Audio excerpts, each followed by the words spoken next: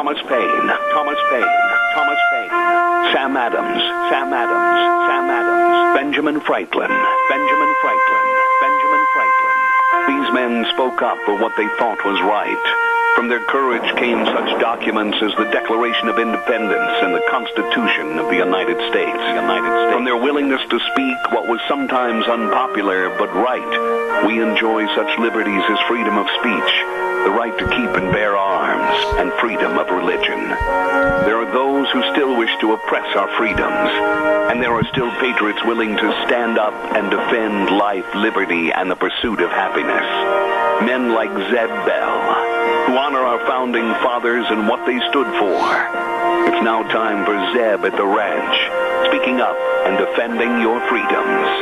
Brought to you by Magic Valley Les Schwab Tire Centers and all of the other great advertisers on the program. And now, Zeb Bell. I am sure that many ladies out in the audience think this next statement is true. I quote, "Cleaning your house while your kids are still growing up is like shoveling the sidewalk before it stops snowing." Good morning, everybody. Here comes Kate Smith, and God bless America, followed by a patriot with our Pledge of Allegiance. Morning, morning, morning. Call in, please. And a good morning to you as we start in full the week, or the month, I should say, of June. I'm Zeb Bell. Welcome to Zeb at the Ranch. And, of course, brought to you by our major sponsor, your Magic Valley Les Schwab Tire Centers. All 7 locations serving you. If you're getting ready for a road trip, they've got all the tires and everything for your safe driving. Stop in and see them today. Along with some of our great advertisers like Burley Physical Therapy and Rehabilitation at 1263 Bennett Avenue, Suite 2 in Burley, helping you get back to being you. Right now, let's go to the phone line and have our Pledge of Allegiance. Good morning. Good morning, sir. Yes, sir. I pledge allegiance to the flag of the United States of America and to the republic for which it stands, one nation, under God, indivisible, with liberty and justice for all. Well, I tell you, what a great way to start the week off with that fantastic pledge. I've got to do the weather, and then I know you're going to call back a little later. God bless you, man. Thank you. He's gone. He's gone.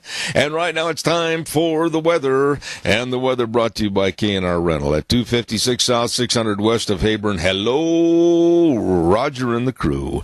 Right there on the Burley-Paul Highway. You know, they offer the rental of the best tools and equipment.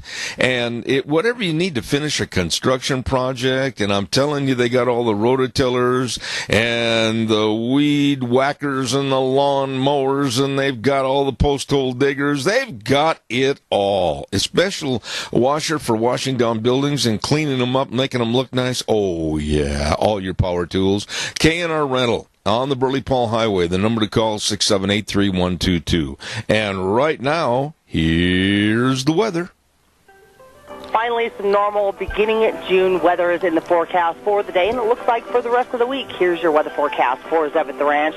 We are expecting sunny skies for today, high of 85. Winds out of the south right around 8 miles an hour. Be coming towards the west by this afternoon. Tonight, mostly clear skies with a low of 51. Tomorrow, pretty much the same. Sunny skies, high of 82. Mostly clear for tomorrow night with a low of 53.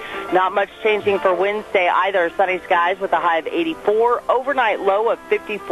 Thursday, we do have a slight chance of afternoon rain showers and thunderstorms, mostly sunny skies with a high near 83. And for Friday, sunny and 85.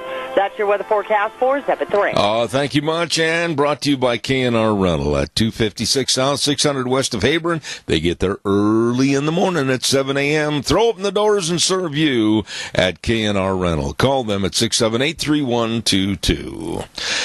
We have got a really good list of guests today on the program. 9:06 Frosty Woldridge, and then at 9:30 we've got Al Parada coming on from the stream. At 10:06 talking about extremely high gas prices and going to go higher. Jordan McGillis with the Institute for Energy Research, and then at 10:32 Dr. Lee Bauckham. We've got some outstanding folks. I really appreciate them.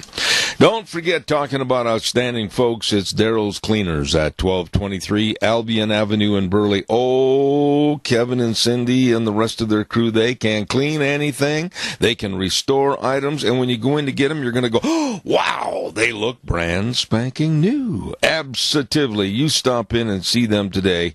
They've been cleaning, pressing our clothes for a long time and doing a great job. Daryl's Cleaners, 1223 Albion Avenue in Burley.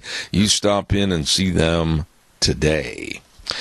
Okay, got a news note here I've got to get on here real quick, and it is for the American Legion, Post 77 over in Paul. They're going to have their annual German sausage breakfast, and this is going to be $8 per plate. It's going to be this coming Saturday, June 9th. Yeah, Saturday's June 9th. I had to look at the calendar. And it's only $8 per plate, 7 a.m. to 10 a.m. at the Wilbur C. Hall, 132 East Wayne Street in Paul. They're going to have all the goodies, and boy, that's going to be good eating this next Saturday. By the way, too, our thanks to Ramsey Heating and Electric at 2600 Overland Avenue in Burley. And they open the doors at 7:30 in the morning till 5, Monday through Friday. Now, with the temperatures, as you heard, I got to tell you, it was such a beautiful weekend, and we were outside all weekend long. I've got the burns to prove it. And wow, with the warmer temperatures, you're going to probably want to crank up that air conditioning unit. Well, they've got all the filters to keep it running cool and efficiently right there at Ramsey Heating and Electric, 2600 Overland Avenue in Burley. Number to call, 678-0459, where they provide warm winters and cool summers at Ramsey Heating and Electric. Presidential pardons.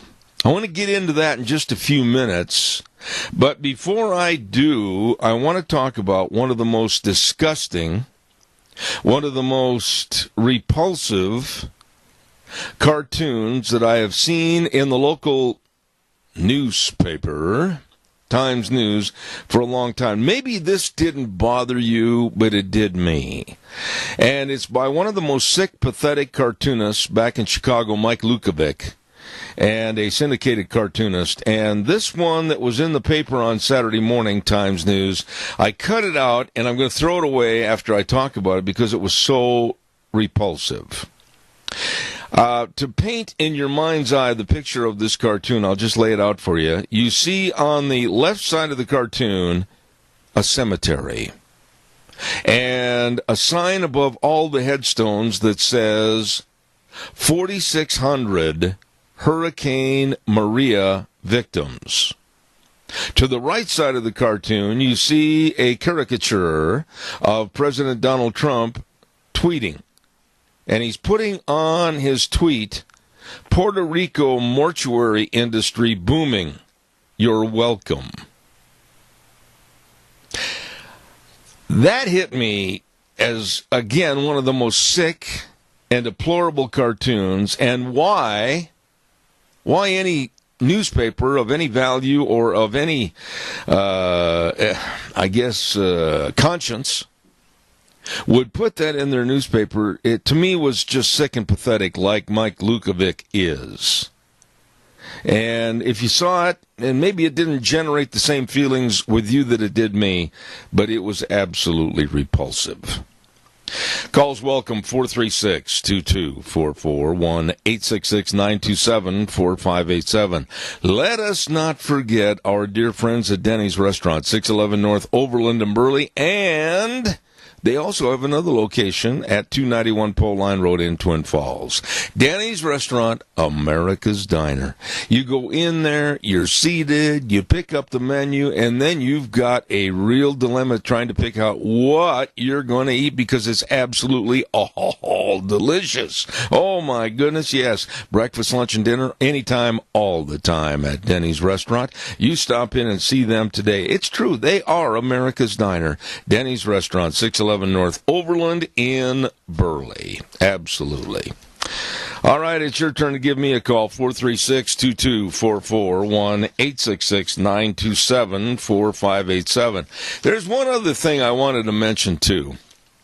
that there was, I guess this guy wants to be another Robert Frost or whatever, but it was very poorly put together in the form of a poem in the Times News yesterday, and the article headline for this poem, if you want to call it that, was "United We Stand, Divided We Fall." And I've got just a moment here, and I'm going to read that for you and see if you get the same kind of a, repulsive feeling that I did. Hey, don't forget Pomerell Place at 1301 Bennett Street in Burley. Oh, good people. And don't forget, let's see, what is the date today? Today's the 4th. On Wednesday from 3 to 5 p.m., they're going to have the new administrator, kind of a meet and greet. Don't forget that. And then on Father's Day, they're going to have a celebration on June 16th. And they're going to have a car show and a barbecue and a concert. Holy moly, all of this at Pomerell Place at 1301 Bennett Street in Burley. Number to call, I'll give you two of them, 677-8212 or 647-3508. All right, calls are welcome and appreciated. 436-2244. Here is, I hate to give this guy even the credit of rereading his poem, but I want you to hear this because Donald Trump, today at high noon Eastern Time, is going to be celebrating his 500th day in office. And I will tell you this, I think this man and this administration, even though their hands have been tied behind them because of the loony Democrats that won't pass anybody for the administrative offices, he has had so many accomplishments. Whether it is the deregulation of many businesses to the point where they can start to operate and make money, or whether it is the huge GDP that we have now at over 4.7%, the largest tax cuts in history of the United States, unemployment is at an 18-year low. But like one pundit said early this morning at 4:30 on television, and he really hit it on the head, Donald Trump is the first American president in history to be condemned by the media for keeping his promises. Think about that. And then I saw this poem in the paper. I'm going to read it real quick. It's very short, thank goodness. Put down your politics, heed America's call, for united we stand and divided we fall.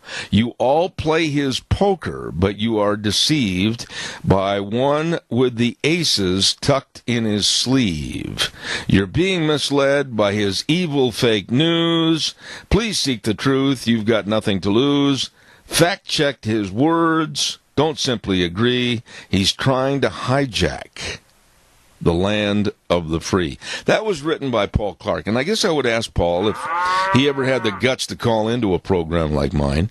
What is Trump doing to hijack anything? What kind of a poker game is he playing with the American political system and or business system? And for heaven's sakes, what is he doing to create the evil fake news that has been spread and the absolute destitute left making up things? Come on, Paul. Write another poem. Caller, good morning. You're on the air. Good morning to you, Zeb. Yes, sir. How are you doing? Peachy, thank you. How is Deanne doing, and have you found out anything? No, and that's something I will not talk about on the air, Keith.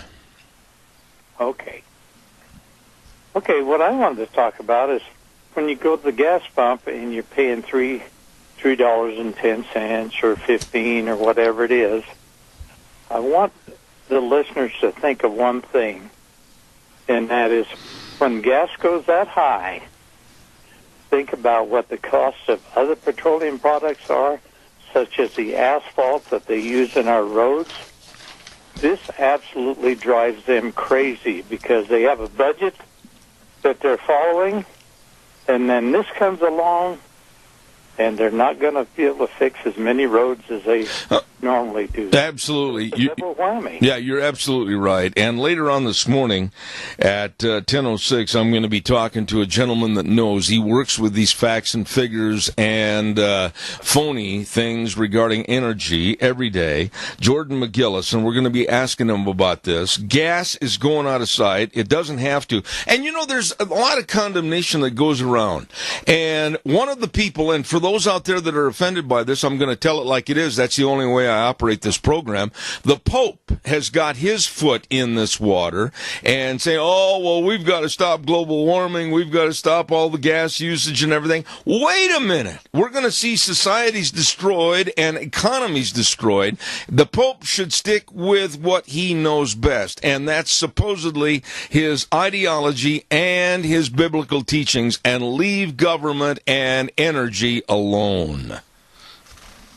Okay, and the last thing I want to mention is the fact that I was in Twin Falls Saturday and going past this certain truck stop. There was no American flag flying there, but the one across the street was looking great. I've got a story on... we keep walking on each other. Go ahead, Keith, quickly. They keep harping on things like this. They say the truck drivers, they want to not offend them. I don't think they're offending them one bit. No. In fact, if they don't like the flag there, they ought to charge them more for their fuel. I agree with that. I'll tell you what, anytime somebody uses our flag as an excuse to be un-American and unpatriotic, I condemn them. Thank you, Keith. I appreciate your call, as always, to break the ice. Appreciate it. Thank you. Bye-bye. All right, sir. Hey, don't forget Dino Septic Service with locations, oh my goodness, serving you in Rupert and Burley. They got telephone numbers. Call, I'll be right with you. Don't forget Dino Septic Service. Septic tanks, pumps, septic tanks, and drain fields installed. And they've got a great backhoe service and liquid waste removal. The list goes on because these people care. They care, and they do the job that you and I don't want to do. Oh, no. Dino Septic Service. Fast, fair, friendly service. 436-6526 or in Burley 678-1638 with a big truck that says smells cargo on the way. Dino Septic Service. Great, great people. Caller, good morning. You're on the air. Yes, good morning, Zed. These clowns that are writing all these letters and comments about Twin Falls, they have, not Twin Falls, but Donald Trump. Yeah. They have no idea how close we came under Barack Obama from losing our country permanently. And the only one that saved it from being taken over by foreigners pouring in here is Donald Trump. Well, let me ask you something real quick, Tony. Former president, and I really appreciate the fact that he's a former, Bill Clinton got on television over the weekend and said, well, if I was president, I would make sure that I never got into this state because we should be starting impeachment hearings and statements right now on Donald Trump. What has the man done? Please, Tony, don't be prejudiced. Just tell me, what has the man done? What has he been accused of and convicted of or indicted for? Tell me one thing that Donald Trump has done, and then I'll listen to impeachment charges. I can't think of anything bad that he's done. He finally came along. Here's a man with guts that saw what was happening to America. He put his foot down. He stopped the onslaught of this country. And what is, you look at people like Nancy Pelosi and the Clintons, which are the biggest crooks in political history, all they want to do is get rid of them. And who would you possibly replace Donald Trump with? The thing is, you may not like the man, you may not like his past, you may not like his personality, you may not like anything about him. I don't care. All I'm saying is the man has got more done in a short period of time that's a benefit to you and I, the American public. And when they start saying impeachment, why he's got to be thrown out of office. Tell me one thing. Go ahead, anybody. One thing that he's been indicted for or accused of that they have validated facts and evidence on. Just tell me one thing. Oh, I can't, but I'd like to know how many Democrats right now are making a killing in the stock market since he's been in office. Good point, Tony. All right, my dear friend. God bless you. Thank you so much. Okay, thank you. All right. Caller, I'll be right there. Don't go away. I want to remind everybody about our dear friends at Burley Physical Therapy and Rehabilitation. It is not bragging, it's a fact. They are the best at what they do. Nick Greenwell, physical therapist, and all the physical therapists there, and they've got a great staff. They can help you recoup from an accident or maybe a surgery or whatever. They can actually help you get back to being you.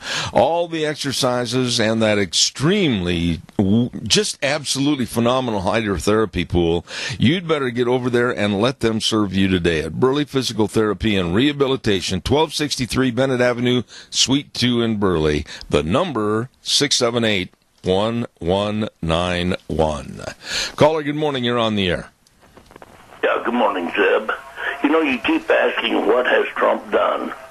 He's probably been the best president we've ever had. He loves this country. Everything he does or says or works on is for the betterment of our country. We had a completely corrupt EPA. We've had, that was just ruining everything for everybody with the rules because they were overdoing. And he stopped a lot of that. He's raised our economy. He's raised our employment. People are working now. We've got less people on welfare. And that's all races that he's helped that way. I think he's done a great job. I do, too. And, for the cooperation he's had from the Republican Party and the Democrat Party, he is a miracle worker. He has just absolutely got to be one of the smartest and best people we've ever had. Jerry, well stated. And by the way, what are you doing? Standing out in the middle of the woods and they're cutting down trees? What's going on over there? Well, I don't know. I can hear it. It's my neighbors doing whatever they're doing. Okay. Probably a weed eater in the yard eating on the fence. Well, you must have some pretty big weeds over there, I'll tell you that. Hey, thanks, Jerry. God bless you, man. Thanks. You take care. Have a wonderful day, and may the Lord bless you and all them young people out there listening. All right, Jerry. Thank you very much. Dear friend Jerry Voss, appreciate that. Wheels, I got a quick question for you. Are you there? I am, sir. You didn't have your headsets on, did you? I was answering the phone. Oh, okay. I got a question. Is the line a little staticky? I've been hearing some static. How is it? Okay? It is. It seems like it gets real staticky there for, about 30 seconds, and then it just cuts out, and then you're clear. So okay. Do you want to switch phones? Tell you what we'll do. We'll take these calls. Let me know if it's bad, and we'll change lines if needs to be, okay? All right, thank you. I'm going to be giving away a dozen cookies in just a moment, and that's, of course, through our friends at Sophie's Chatterbox, and I believe we have another call coming in. We'll take that momentarily. Stand by. I want to remind you, too, about Berry Equipment and Rental, and they've got 3 locations, 159 West Highway 30 in Burley, 465 Addison Avenue West in Twin, and the Nampa location on Caldwell Avenue. I'm telling you, when it comes to lawn mowers, the cream of the crop, the Walker mowers. Woo, you get one of those, you're not only going to want to mow your property, you're going to go next door, you're going to mow the whole doggone block. They are fun to run, and they do a tremendous job. The Walker mowers at Berry Equipment and Rental. All the equipment rentals, retail equipment sales, they've got it all for you. See them today. Berry Equipment and Rental. Burley, Twin Falls, and Nampa, serving you. Caller, good morning. You're on the air. Good morning, sir. Hey. Yeah, that poem, that was really shows what the Democrats are doing. If you've noticed, everything they blame Trump for doing and they blame the Republicans for doing is something that they have done or are doing. Well, there's no question about it, but here's the bottom line, Doug, and they're like little children. They are jealous because someone else is doing something and getting the accolades because they can't do it because they didn't do it when they had Obama in office, and they're jealous. That's all it is. Exactly. And how many of his appointees are not appointed yet. Oh, after my. 500 days. Yeah, I don't know the exact number because it pilfers down into the depths of the administration to the point where it's literally hundreds of people. Exactly. And if Mitch McConnell had a backbone, he would tell everybody, he says, okay, we are going to stay until they all are approved.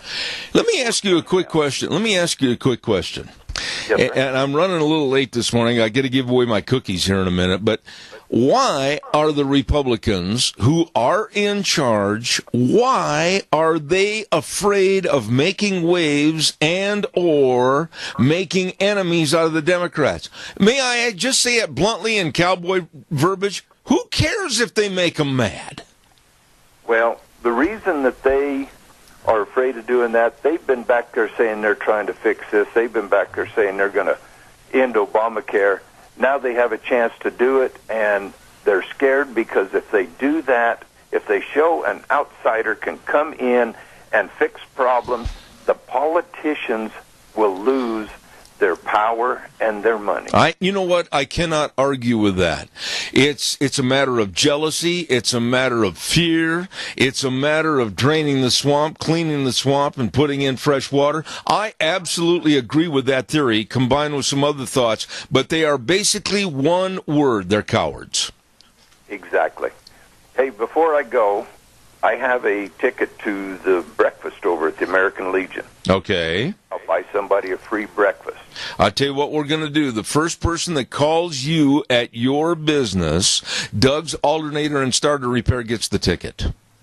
Well, they got to answer a question. Oh, what is your question? How many posts are there on a battery, and what are they? Well, you're going to make it tough for everybody. Well, I'm an alternator and starter guy. There you go. And give us your number real quick to call. Okay, number's 208-878-4991. And you've got a ticket to that American Legion breakfast. Yes. All right, buddy. Buy somebody breakfast. Hey, I got to run. I got to give my cookies away, buddy. Thank you so much. God bless. All right.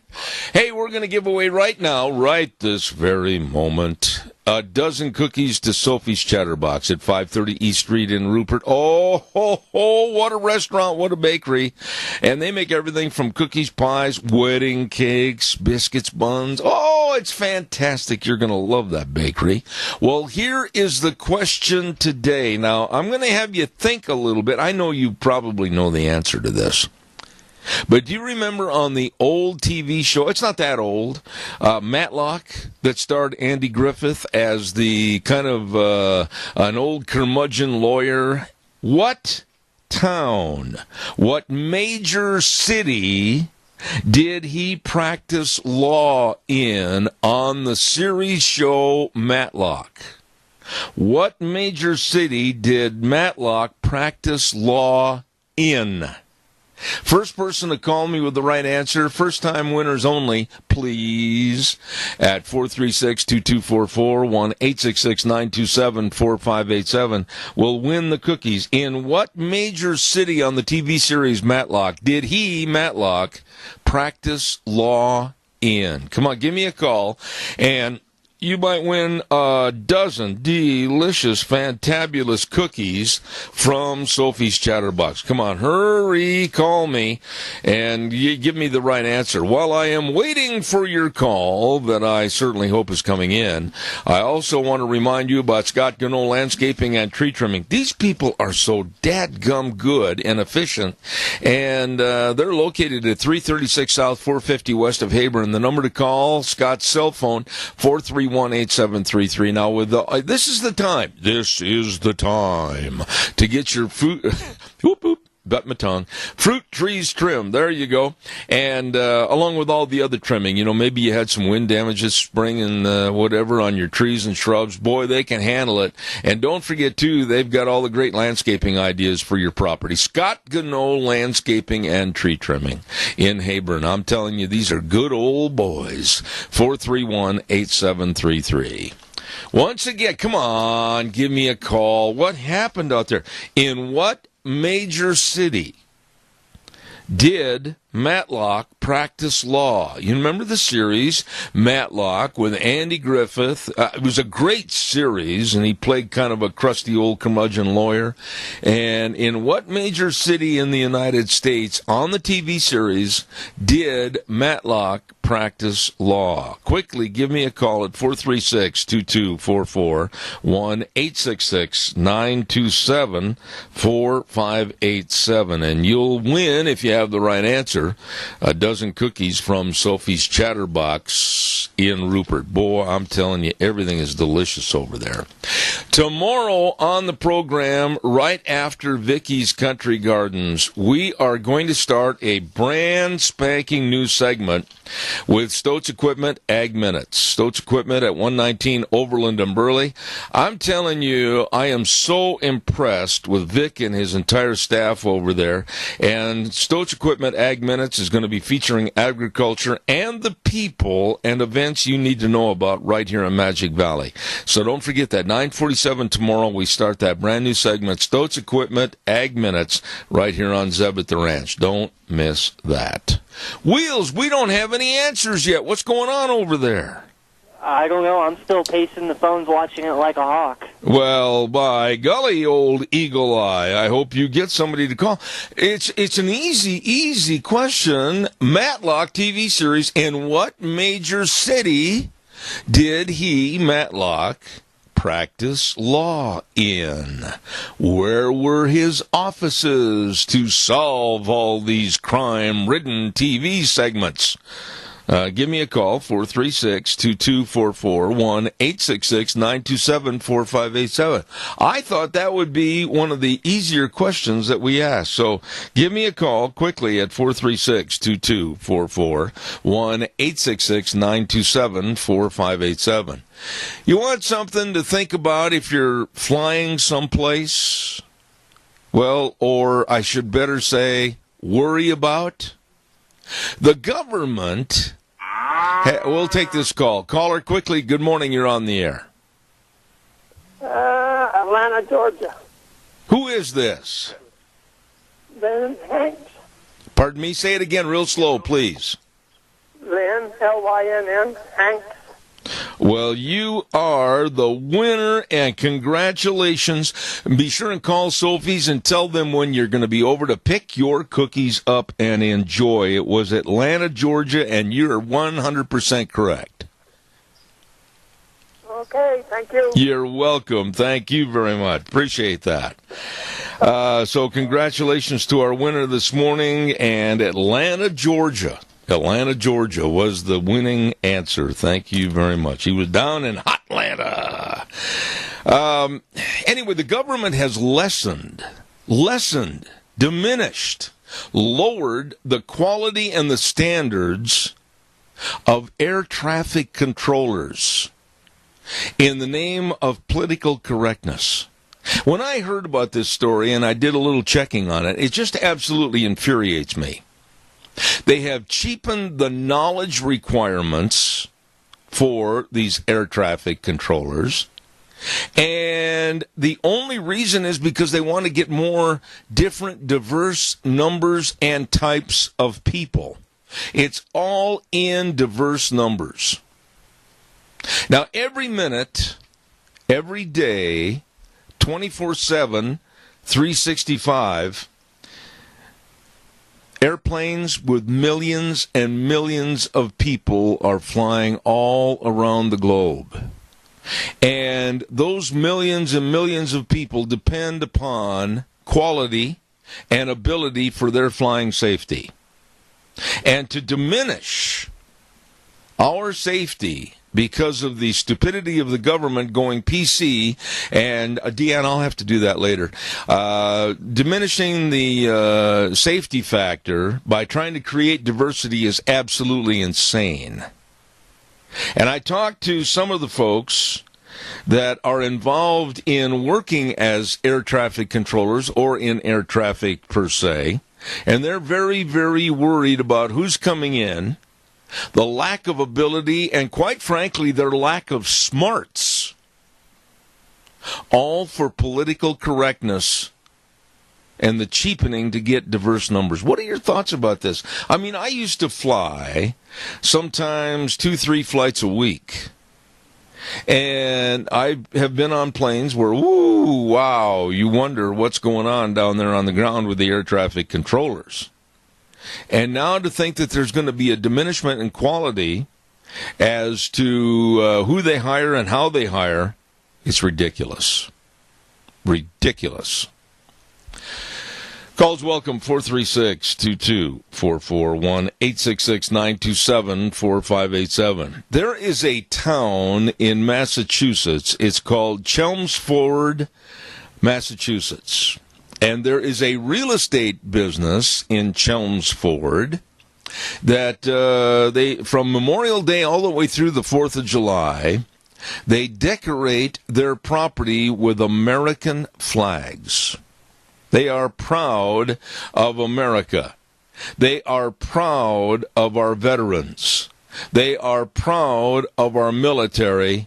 They are proud of our country.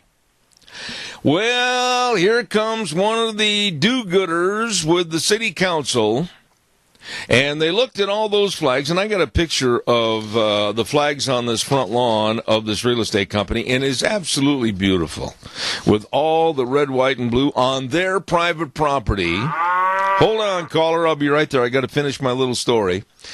And wrote them up with a citation saying that they had an excessive amount of American flags.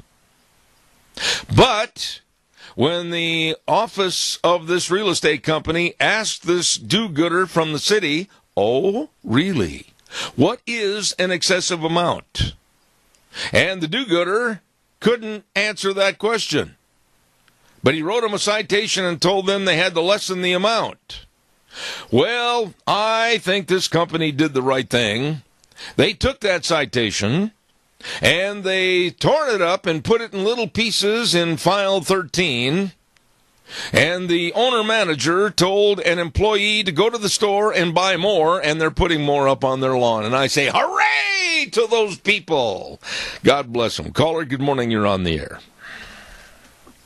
I didn't quite get in on the first part of that story, but I like that realty company. What can I do for you, my dear? Some people are dumb. I agree with that. That's so stupid. But that's what we're full of anymore.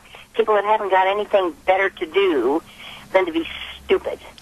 You know, it's not just stupid. It was serving a real, I think, need to show patriotism for our deceased veterans and for all who served. Absolutely. And absolutely nothing more than just political correctness. There are people right now all across the United States. There are even people here in Magic Valley that are offended by the American flag. And so in that case, if I find out who they are, I'm going to try to flag at least 20 more.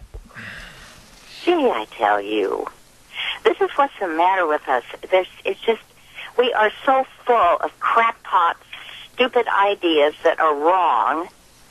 Makes me so mad. You know, that is just not fair. I got to tell you, Linda, I've got the picture right here of their lawn, and it's in a really kind of a pretty area with the pine trees in the background and everything, and they've got all these flags all over their lawn, and I love the way the owner-manager says, okay, well, gee, if we've got an excessive amount and they don't like it, he told one of his employees, go to the store and buy more, and they put more up. I love this. It's them. I'm trying to think what I called you about. It was about the story that was previous. About the air controllers? Oh, yeah. And I am sick and tired of this reverse discrimination where you have a better job if you are anything but a Caucasian. It should be, and I know it hasn't always been, that a person should be hired according to that person's skills and that person's commitment Absolutely. to a job. If you've got somebody applying for a job, I don't care what the color of their skin is, and they can't add 2 and 2, or they can't distinguish between the sun and the moon, why in the world would you ever entertain giving them a job? Well, yeah, that's a good point. You hire people on their merits. You know, I've been thankful that I've had work throughout my life. I have been really blessed. But one time my husband said to me, you stand a really good chance of getting a job being a female, legally blind, Native American woman. Yeah. But, you know, the facts are, Linda, today, and this is a really, I don't know, kind of an obstinate truth, if you will, that they will entertain and waste time to interview people that are bumbling boobs and have no knowledge at all, and they'll even consider them to give them a job because of diversity numbers. This is insane. Yeah, this is the problem. That we're going by numbers, and people who are the wrong race, who have skills and abilities, don't seem to have half a chance. I agree. Linda, it's always good to hear from you. I got to get my weather forecast on here. God bless you, and have a wonderful, almost like summer day today. Yeah, and you tell them hello. I appreciate it. Thank you. God bless you. Appreciate it. You're welcome. You both are. We've got to get a weather forecast on here right now, brought to you by Mount Harrison Audiology and Hearing Aids, and they're right behind the Minidoka Hospital, across from the emergency room, and the number to call, of course, 312-0957. To make an appointment, they are dedicated to serving people with hearing loss of all ages and their families, and they have the answers. Please call Dr. Pickup and Dr. Mitchell now. 312-0957. Right now, here's the weather. Finally, some normal beginning at June weather is in the forecast for the day, and it looks like for the rest of the week. Here's your weather forecast for Zev at the Ranch. We are expecting sunny skies for today, high of 85. Winds out of the south right around 8 miles an hour. Be coming towards the west by this afternoon. Tonight, mostly clear skies with a low of 51. Tomorrow, pretty much the same. Sunny skies, high of 82. Mostly clear for tomorrow night with a low of 53. Not much changing for Wednesday either. Sunny skies with a high of 84. Overnight low of 54. Thursday, we do have a slight chance of afternoon rain showers and thunderstorms, mostly sunny skies with a high near 83. And for Friday, sunny and 85. That's your weather forecast for Zev at the Ranch. Oh, thank you. Brought to you by Mount Harrison Audiology and Hearing Aids. And believe me, they can help you with your hearing. All you need to do is call, make an appointment. I did. They helped me. They can help you. 312-0957. Calls are welcome, 436-2244, 1-866-927-4587. You know, I got to go back to this story about the flags real quick. Caller, I'll be right there. You know, on private property, and they've got all these flags up to honor our military and our veterans. I think what I'm going to do is go buy some of those small little flags that stick in the ground, and I'm going to send them some more. I just absolutely love it when somebody pokes the eye of the government and says, get out of my life. I love that. Good morning, caller. You're on the air. Good morning. At the Senior Junction today, we're having chicken salad sandwich, some vegetables, and cherry cobbler for dessert. Tomorrow, I think we're having spaghetti and meatballs and veggies, and I don't know what we're having for dessert tomorrow, but it'll be good. Well, it normally is. Everybody to come out and help support the senior center. And we could use some volunteer help in the mornings. Okay. Things. All right. Well, Joe, I tell you what, you're on the radio with me almost every day. Pretty soon I'm going to have to start paying you as kind of a co-host. Well, no. You're not. Your job isn't threatened. God bless you. We'll send everybody over to the Senior Junction on Overland Avenue. Joe Taylor, thank you so much. Thank you. Have a good day. You bet. God bless you. What a nice man. Calls are welcome, 436-2244, 1-866-927-4587. I'm chuckling because over the weekend I heard some of the remarks that former president, and the one I hated the most, Obama, has come out in a new book, and basically I'm going to be paraphrasing on this. And I don't want to even plug the book because I don't want anybody to buy it. It's so stupid.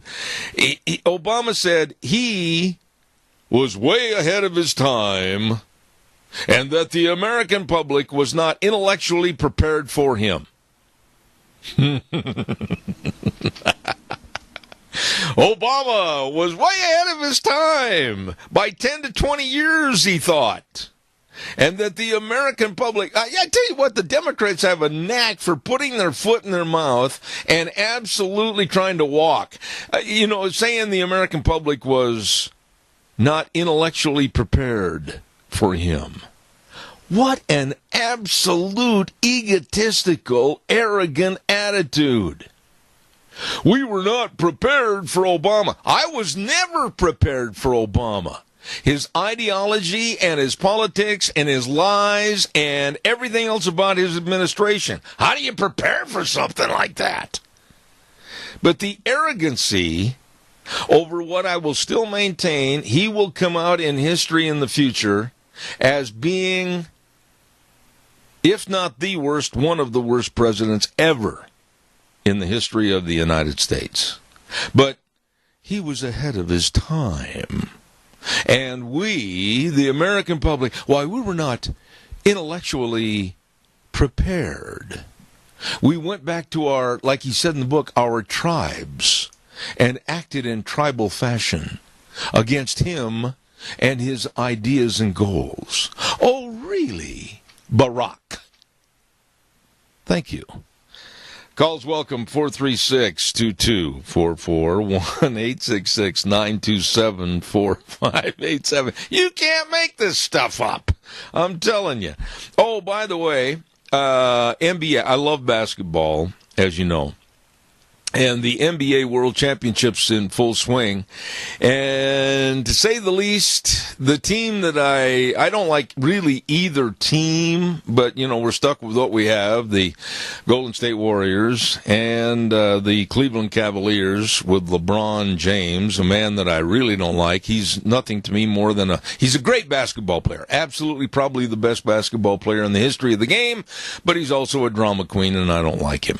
But the Warriors have taken the first two games, and that's not boding well for the Cavaliers as they go back to Cleveland on Wednesday for the next game. And last night was a blowout. That dude was basically over going into the fourth quarter, and the Warriors defeated the Cavaliers 122-103. I mean, it was like, wave the white flag, boys. We're done. We're toast. And the Warriors defeated easily the Cavaliers. All right, give me a call, 436-2244, 1-866-927-4587. I wrote a blog this last week in regards to the blacks wanting to have reparation money that dates back 300 years to their so-called ancestors coming to this country and worked as slaves.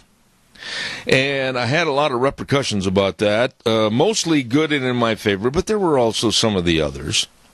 And I'll stand behind what I said. I think it's absolute lunacy to point the finger at you and I in this year, 2018, and say that you and I have to come up with reparation money, basically blackmail money, to go to blacks and their families and basically provide a free ride for them.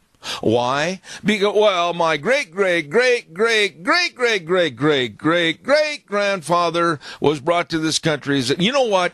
My attitude in the blog and right here on this radio program is going to be the same this morning. You are blessed to be in this country. You are blessed to be in America. And you are very blessed for the opportunities that are there for you to take advantage of if you'll get up and go after them.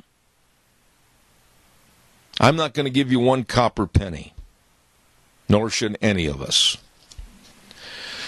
Let us not forget our major sponsor, your Magic Valley Les Schwab Tire Centers. And they say, if you're getting ready for a road trip, come get ready with us with the best of tires.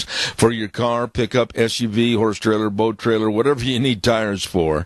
And like for your car, the Ultra Z900. Woo! That is the all-season traction tire. It is a dandy. And for like your pickups and SUVs, the backcountry touring HT, oh my, outstanding ride quality, noise canceling features, all of these tires and more for you if you're planning on a road trip. Well, I'll tell you what, along with that, you can stop in for a free pre-trip safety check. You bet they'll check the air, tire pressure, and the brake components, the wheel alignment, to check for tire wear to make sure you're going north and not actually headed south. Front end components, shocks and struts, battery, including a load test. They want to make sure that you leave and have a good time on your trip and return safely. All seven, Lane and Rupert, Dave on Blue Lakes and Twin, Mike and Buell, Mike and Jerome, the Twist family and Paul, Daniel on Poline in Twin Falls, and Randy on Overland and Burley. The best, your Magic Valley, Les Schwab Tire Centers. Got to take a break for a few minutes. Frosty Woolridge coming up after the news. Don't go away. Zeb at the Ranch. We shall continue on.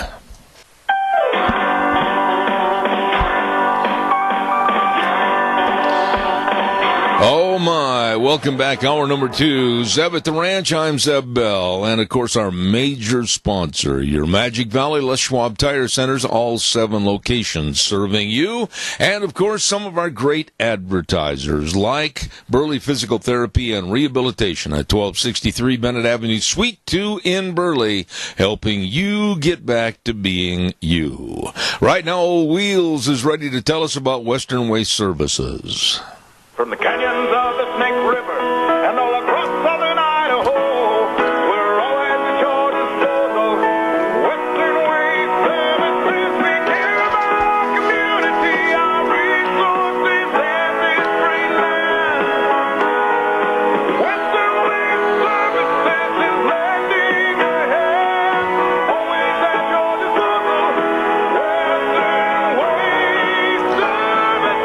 Western Waste Services, of course, get on the route service. I'm telling you, it's as easy as picking up the phone and calling 734-6969. Absolutely wonderful people, and you can almost set your watch right by these folks every week there to pick up your garbage. It's gone. It's out of there. You call them. Western Waste Services, always at your disposal, 734-6969. Before we go to the Frosty interview, I want to also remind you quickly about our dear friends at Hanson Mortuary. Of course, Joel Heward, his family, and his staff serving you and your family at Hanson Mortuary, 710 6th Street in Rupert. And the number to call, the number to remember, 436-5636. When there's the passing of a loved one, I mean, everything is just thrown up in the air, and you've got time constraints and everything. Let them help. They will help. Always with the highest ethical standards, with unquestioned integrity. I urge you to call. Find out more information, 436-5636. Hanson Mortuary at 710 6th Street in Rupert. And Joel Heward also serving you at Morrison Payne Funeral Home on East Main in Burley. Don't forget, Thursday, we've got our brand new fishing hole story and segment, and that's with Josh from Sportsman's Warehouse at 1940 Bridgeview Boulevard in Twin Falls. The old fishing hole, and what's so unique about all this, Josh is actually calling in on the air while he's fishing and telling you all about how the bass are biting and everything else and all the equipment from Sportsman's Warehouse. The old fishing hole on Thursdays at 10:32. Right now, here's a man that is one of my dear friends, and it's going to be one of the last programs for a long time this summer because he and his lovely wife are going to be going on a large bicycle trip. Good morning, Frosty Woolridge. How are you? Well, good morning, Zeb, and what a pleasure. You know, and I want you to know, Sandy now will probably be dropping by. The 24th, or we might even make it, the 24th. I'm not sure at this point, but we'll be there around the 24th. We might be able to do a person-to-person on the 25th there if we get there in time. But oh, wow. We'll be there by the 25th to visit you. And oh, that would be absolutely phenomenal. Deanna and I would look forward to that.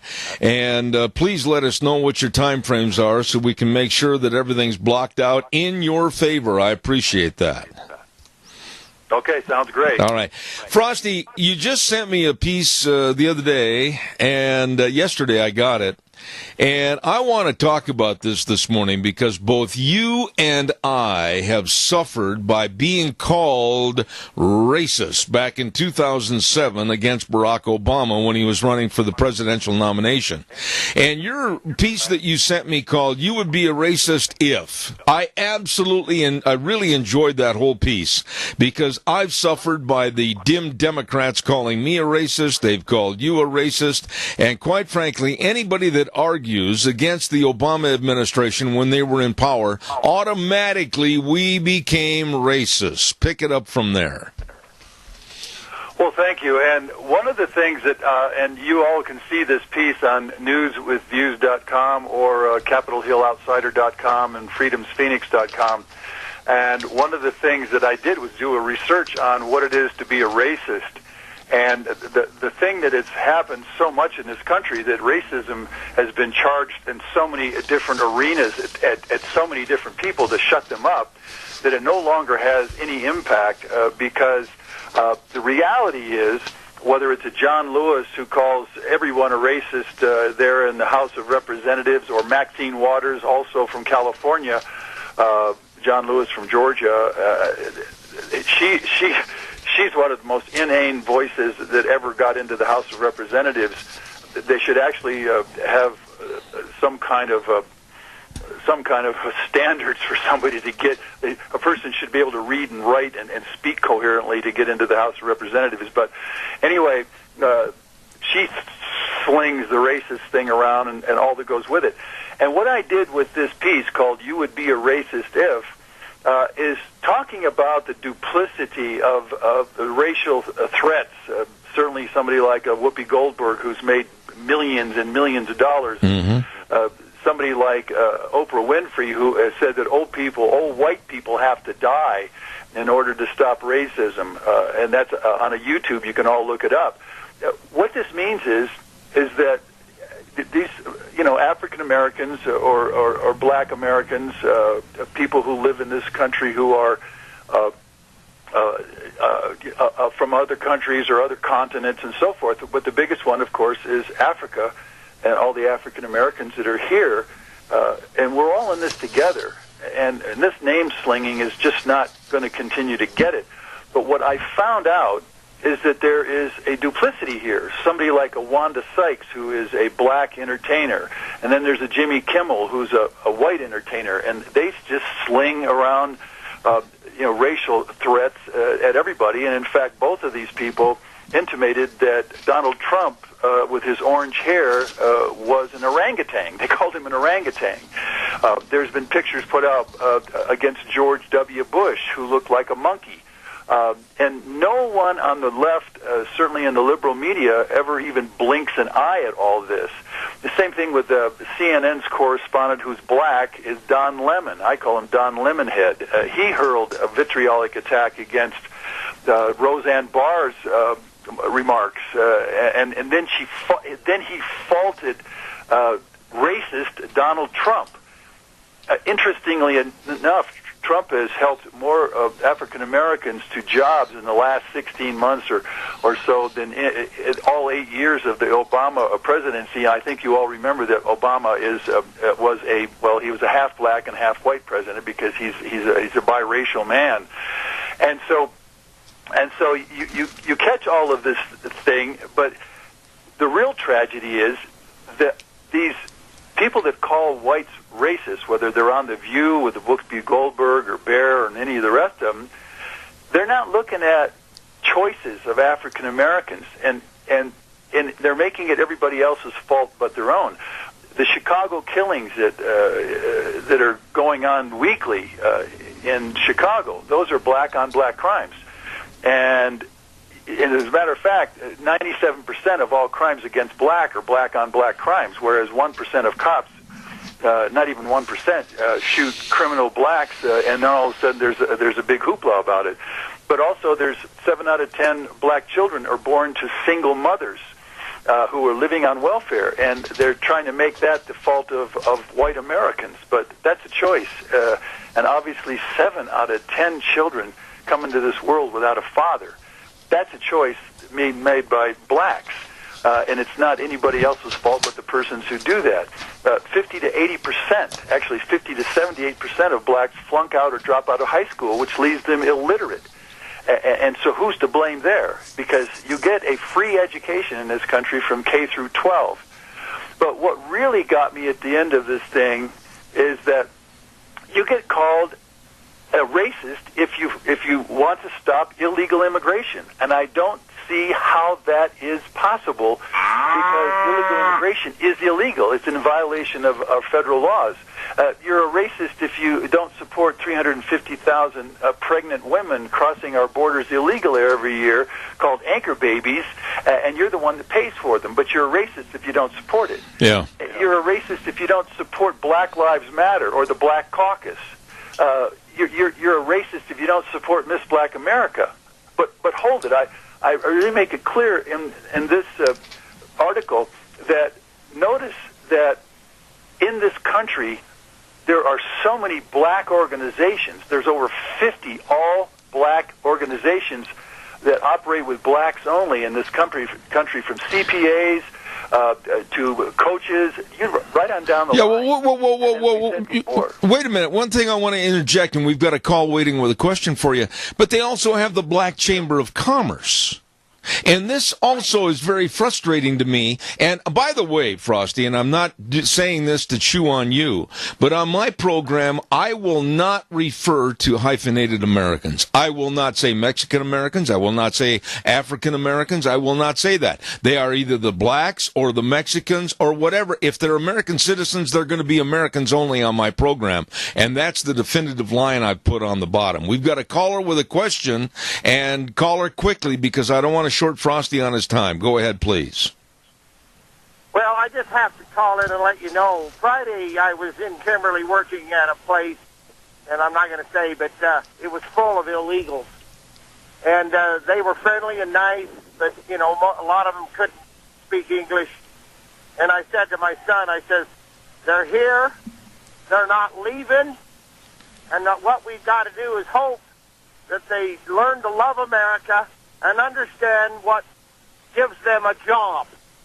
Then, Friday night, I went to the American Falls, which is a nice town. In American Falls, mostly ag, graduation. My granddaughter was there. And 50% of the graduates are Hispanic. And at this rate, their reproduction rate is kicking the hell out of ours. And, you know, they're here. We hope the hell they learn to love our country. I'll hang up.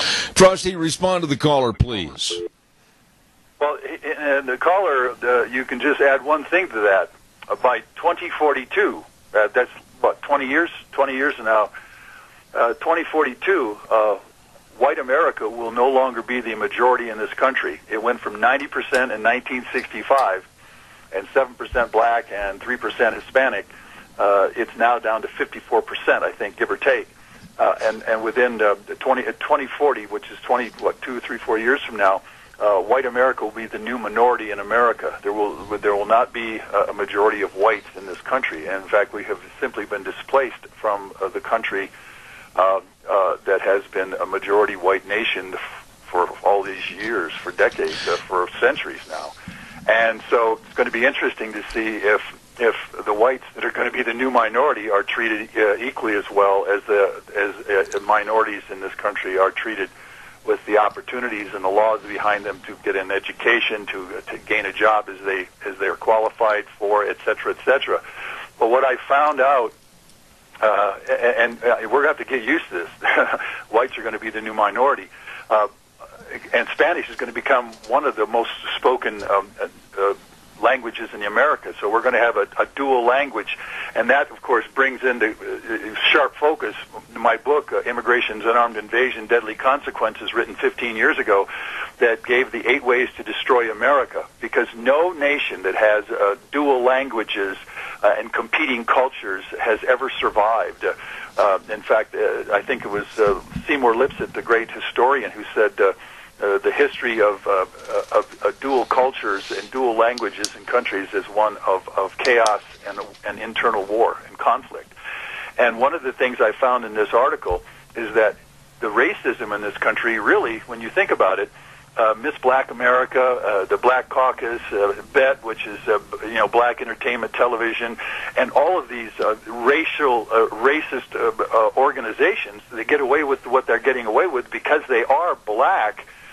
You could never have a Miss White America. You certainly couldn't have a all-white National Basketball League, or you couldn't have whitish on TV, but we have blackish on TV, and you couldn't have white entertainment television, and you couldn't have all-white a college fund, and you certainly couldn't have all-white colleges, because, the blacks in this country and other minorities would just jump off and jump out of the wall sockets to fight that. And if you had a White Lives Matter and instead of a Black Lives Matter, so the racism in this country is not particularly white racism.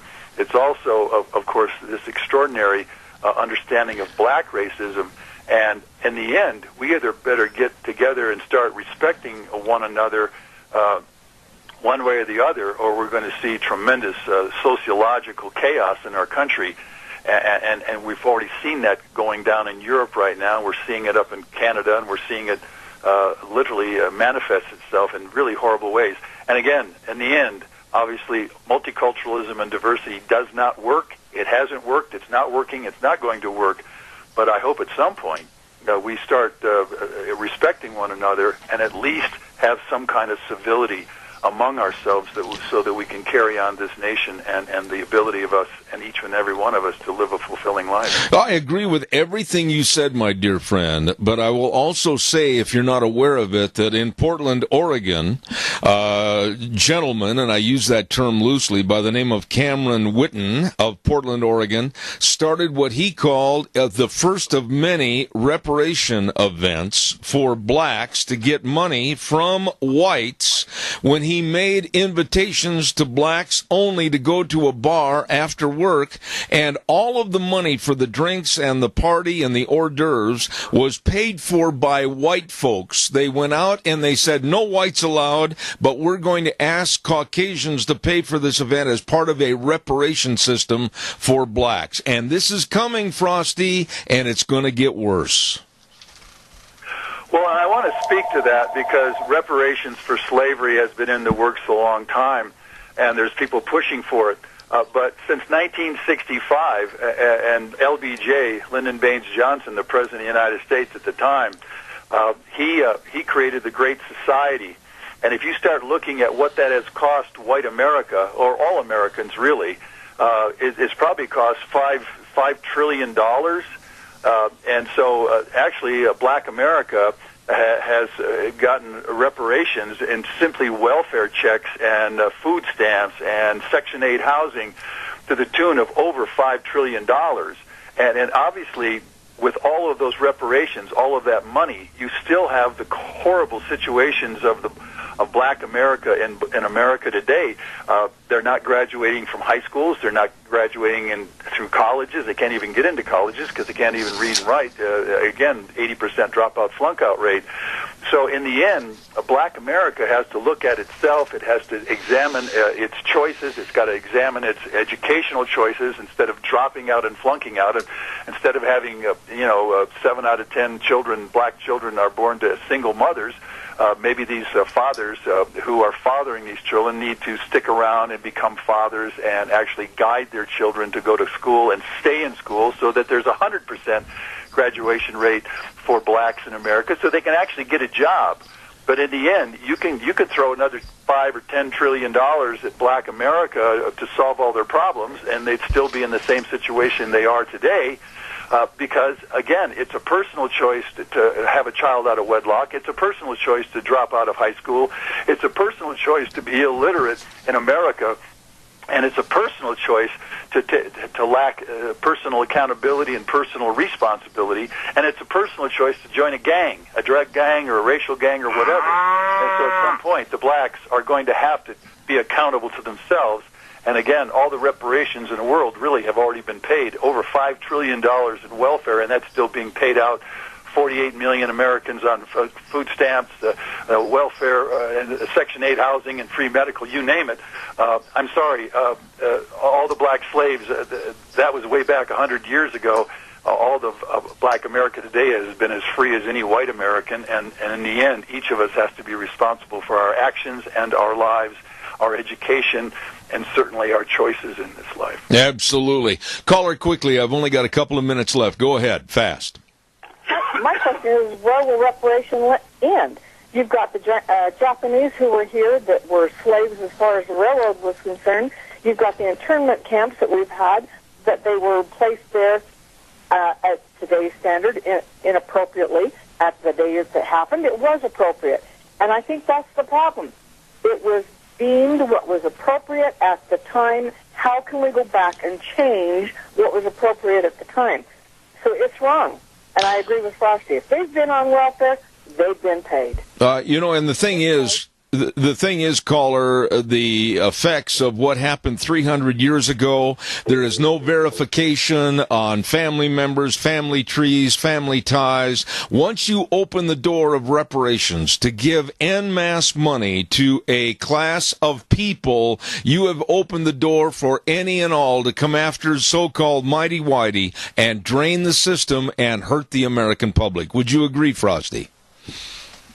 Yeah, and the caller's right on. At the time, the internment camps for the Japanese was to actually make sure that that's a highly specialized culture, and that we, at the time, could not afford to allow Japanese loyal and culturalism to undermine the American effort That's against right. the Japanese. That's right. So that was at the time, and it was appropriate at the time. And so, in the end, exactly, we have to take it in context of the time. And again, we have paid out trillions of dollars for black America to pull itself up by its bootstraps. I mean, black people get colleges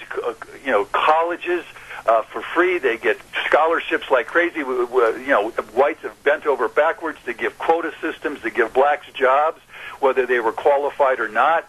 And again, there's no way to ever to take back that past. But what's so incredible is that the American Constitution, the U.S. Constitution, gave the ability of future generations to outlaw and simply dissipate, the proclamation to get rid of slavery and so forth. That's all been done. And so it's now time for black America to pull itself up and start being personally accountable and responsible, because you can't go back in history. The slaves built the Roman Empire. The slaves built the Persian Empire. They built the Spanish Empire. Slavery has been a terrible pox on humanity. But guess what? 500,000 white people died in the Civil War to give black America the right to be free and the right to have all the things that they have right now. And it's the choice of black America to be either successful or be illiterate, and that's each black American's responsibility, as it is each white American's responsibility. And there's no going back, and there's certainly not going to be any reparations, because if that was tried, it would collapse the entire system, and there's no way that any of us will be able to survive in a collapsed system, financially collapsed or sociologically collapsed, or all that goes with that kind of a collapse. So it's nothing to fool with. Blacks walk a very thin line when they think they deserve something that they don't deserve, because none of them have been slaves here in the 20th and 21st century. They've been free people like everybody else. I agree. I wished I had another half hour at least to visit with my dear friend on this. Frosty Woldridge, I again want to reiterate, please have a safe trip with you and your wife. I'll look forward to hearing from you as to when you'll be possibly in this area. God bless you for being on the program. I thank you so much. Yeah, and I'll be seeing you literally probably I hope to get there the 24th, and we could have a face-to-face on the radio on the 25th. But I'll be sure there on the 25th. So I look forward to it, and we'll have dinner together. It'll be great. You and Deanne and Sandy and me, it'll be a wonderful evening. Oh, gee, I'm going to have to go buy Deanne a new cookbook on how to cook tofu in 37 interesting ways. Thank you. Yeah, well, I'll bring my tofu knife so I can carve up those tofu turkey. God bless you, man. See you later. Thank you so much. Okay, Jeff, thank you. Oh, Frosty Woldridge, my dear friend. I tell you what, I really appreciate him. I've got to pay some bills here real quick. Don't forget Sportsman's Warehouse at 1940 Bridgeview Boulevard in Twin. They've got a great big warehouse outdoor expo this coming Saturday, June 9th from 9 to 4 at the Jerome Gun Club range. You can see and shoot products from your favorite manufacturers. Don't forget, this is going to be quite a deal. 17 and younger must be accompanied by an adult, and waivers must be signed. Don't forget, that's going to be at the Jerome Gun Club this coming Saturday from 9 to 4, put on by Sportsman's Warehouse, 1940 Bridgeview Boulevard in Twin Falls. By the by, too, don't forget our friends at Ark Animal Hospital at 750 21st Street near Connection Credit Union in Heyburn, and they do have the warm hearts for the cold noses. In other words, they're a mixed animal practice, meaning big or small, they love them and take care of them all. Dogs, kitty cats, roping steers, horses, you name it. Dr. Bill and the crew, they are the best at what they do. And keeping your pets and livestock healthy is what they do. Ark Animal Hospital, 750 21st Street in Heyburn. The number to call, 678-1177. Yep, they do have the warm hearts for the cold noses. By the way, too, don't forget Vicky's Country Garden tomorrow on the air at 9:30, and all your gardening tips and everything put out by our dear friend Vicky at Vicky's Country Garden, 185 South, 600 west of Paul. Number to call, 438-5663. Celebrating 21 years in business, Vicky's Country Gardens. By the way, if you need to kind of spruce up and beautify, and I don't even know if this is a word, but I'm going to use it, comfortize your home, I know where you should go, and that's, of course, Lee's Furniture, Floors, and More at 459 Overland in Burley. Oh, they've got all the floor coverings. Oh, they've got all the luxury vinyl planks, and a great, big, absolutely huge selection of carpeting, and all the sofas and the recliners and the love seats and all the beauty rest mattresses. What are you waiting for? Get in there today. Lee's Furniture, Floors, and More. With Jeff and the whole crew serving you, they know and they can help you. 459 Overland in Burley, Lee's Furniture, Floors, and More. We're going to run right now to the phone line, and I believe I've had this gentleman on the program before. I'm old, my mind sometimes doesn't have all the gears mesh. I'm going to say good morning to Al Parada with the stream. Good morning, Al. How are you? Good morning to you. And yeah, I have been on before. That's what I thought. Talk to you again. Well, it's my pleasure. Bad too, so I must have had a really great time because I remember. Oh. Thanks, Al. Al, I got to tell you right up front, I read your piece about Samantha Bee, and I commend you for the way it was handled, the way you wrote it, and I'm just going to say that I am so sick and tired, and I don't believe it's a double standard. I think it's a single standard. The left can get away with things, say things that are absolutely outrageous, and if anybody on the right even comes close, they're going to be the ones that get fired, and the left is just going to roll on down the train tracks. How wrong am I? You're not wrong at all. I think last week was the perfect example.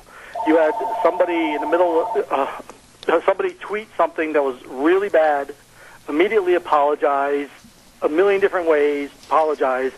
Her career is over. Boom. Somebody, in the case of Samantha Bee, that's somebody who a line was written, it was put in a teleprompter, it was recorded, it was edited, it was promoted, it was aired, and it was the most vile slur you can throw at a woman. And hey, they're giving her awards the next night, and no harm, no foul. Let's move on. Blah blah blah. It's just a horrible thing to see. Al, I sat here and in my living room, and I listened to the quote from Samantha Bee, and like you said, it was all staged, it was all planned, it was all rehearsed, it was all pre-written, it was all on the teleprompter, and I won't even come close to even trying to interpret for my audience what the word was that she used about Ivanka Trump. But, you know, have we got to that point right now where the left can do and say anything and everything they want?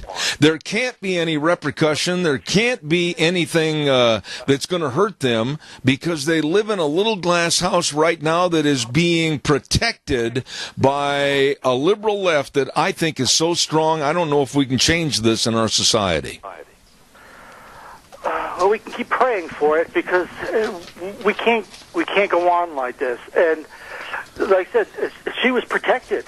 Samantha Bee was protected. That's why she was given an award the next night by the Television Academy. The Television Academy wouldn't let the media cover it. Why? Because when she walked in, she probably got a standing ovation. They didn't want the ovation she would have got. And look at the defense. These, Me Too movement in Hollywood. You think they'd be there'd be at least a little bit of outrage at somebody attacking a woman like Ivanka Trump who's in a position of power and authority. No, they didn't. You had people like Sally Field. Yeah. Sally Field doubling down and going even nastier. And what do you look? You look at that and you go, is there no grace left? Is there no even the slightest sense of balance? No. If it deals with somebody to do with Trump, you can get away with murder. You had some reporter today, was it Rolling Stone or Huffington Post, I forget which, was basically saying the reason you haven't seen Melania in public is because Donald Trump abused her. Oh, my goodness sakes. You know what I'm saying? So it is whatever you consider that's outrageous and without penalty. Okay, right there without penalty. Right there without penalty. That is exactly the right phraseology on this. And Al, I'm going to go back a couple of weeks to that press dinner where a so-called comedian, Michelle Wolf, absolutely cut up and destroyed Sarah Huckabee Sanders, sitting less than 3 feet away from her, and used exactly the most derogatory language for her and about her, and nothing happened. As a matter of fact, the left even gave her a television show, and then Roseanne gets fired over something that was nothing more than a joke, and by the way, it wasn't nearly as filthy a joke as what was said by the latest of the left. What are your thoughts on this? It's amazing. I was thinking this morning that they're going to replace Roseanne's show with a show about Trump supporters being eaten by lions. I think that's what ABC wants to do. Oh, my. It's just, again, if you're going after something associated with the Trump, you can say and do anything. And Michelle Wolf, what did she do? Again, a planned attack in front of a bunch of liberal reporters. They knew what they were getting. It's no secret. The woman's got videos. It wasn't like she came out and did something totally different than she normally does, and they're happy with it. And she's rewarded with the show, despite having very little talent. But again, if you play on that team, if you play on that side of the team, and you go after Trump, hey, good for you. We're gonna let you have a TV show now. How's that? That's your reward. Al, what about tell people? Well, what's that tell the Pavlovian response? Okay, if I want to do something, attack Trump. Hey, maybe I get attention for it. Yeah, this is what really bothers me about our society today, Alan. You're the expert because you wrote about this. And Wheels, we've got a little feedback on the line. Ride that gain a little bit, please.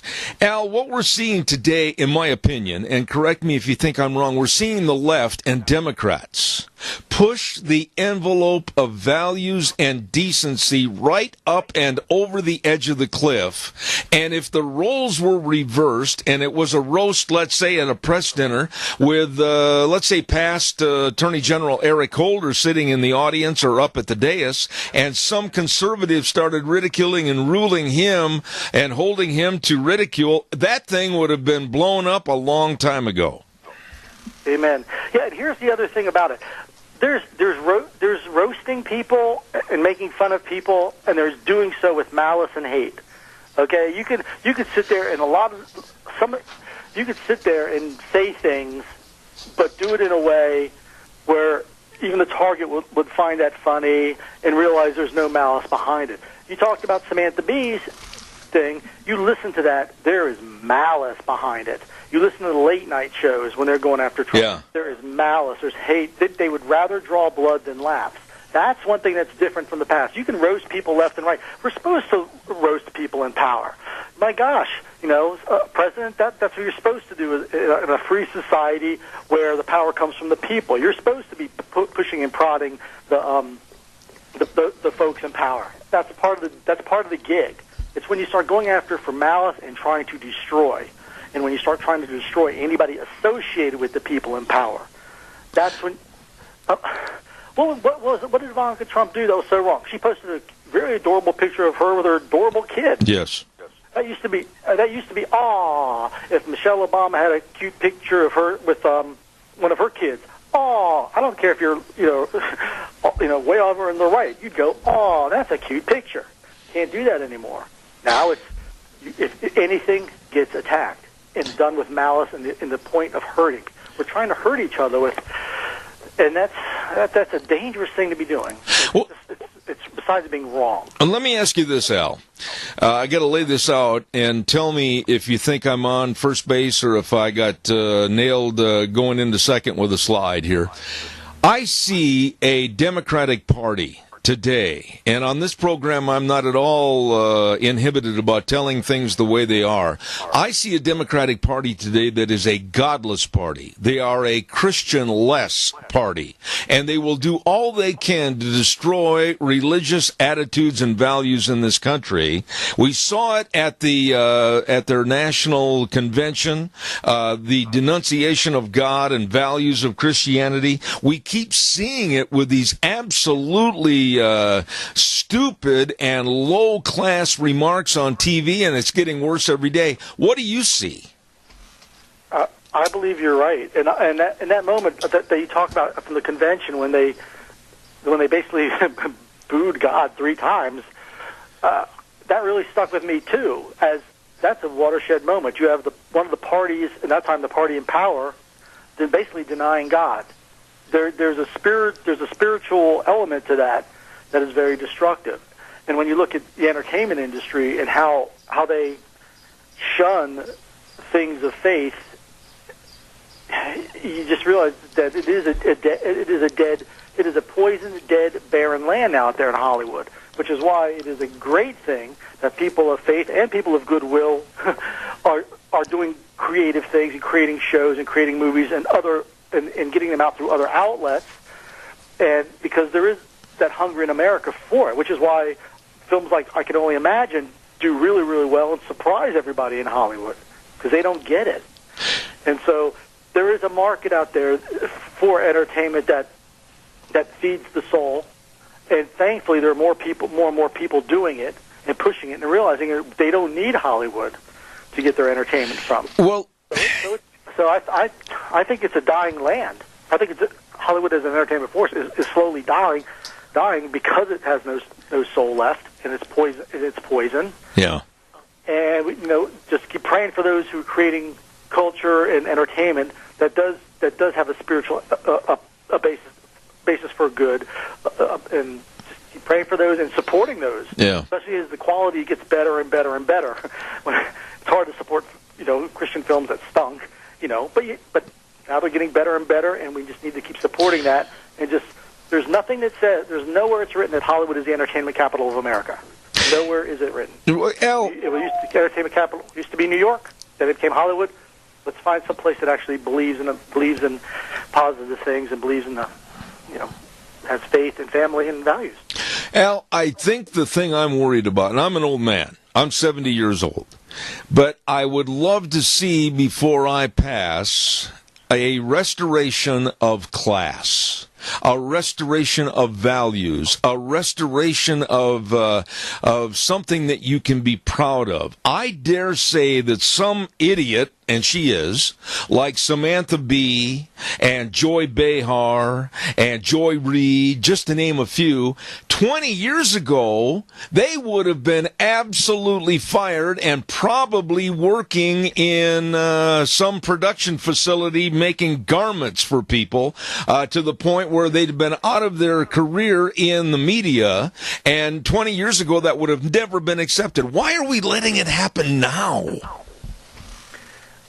It's just there's been a decline, and there's been an acceptance of it, and I think social media has played a part where we can be hard and hostile to each other without being face to face.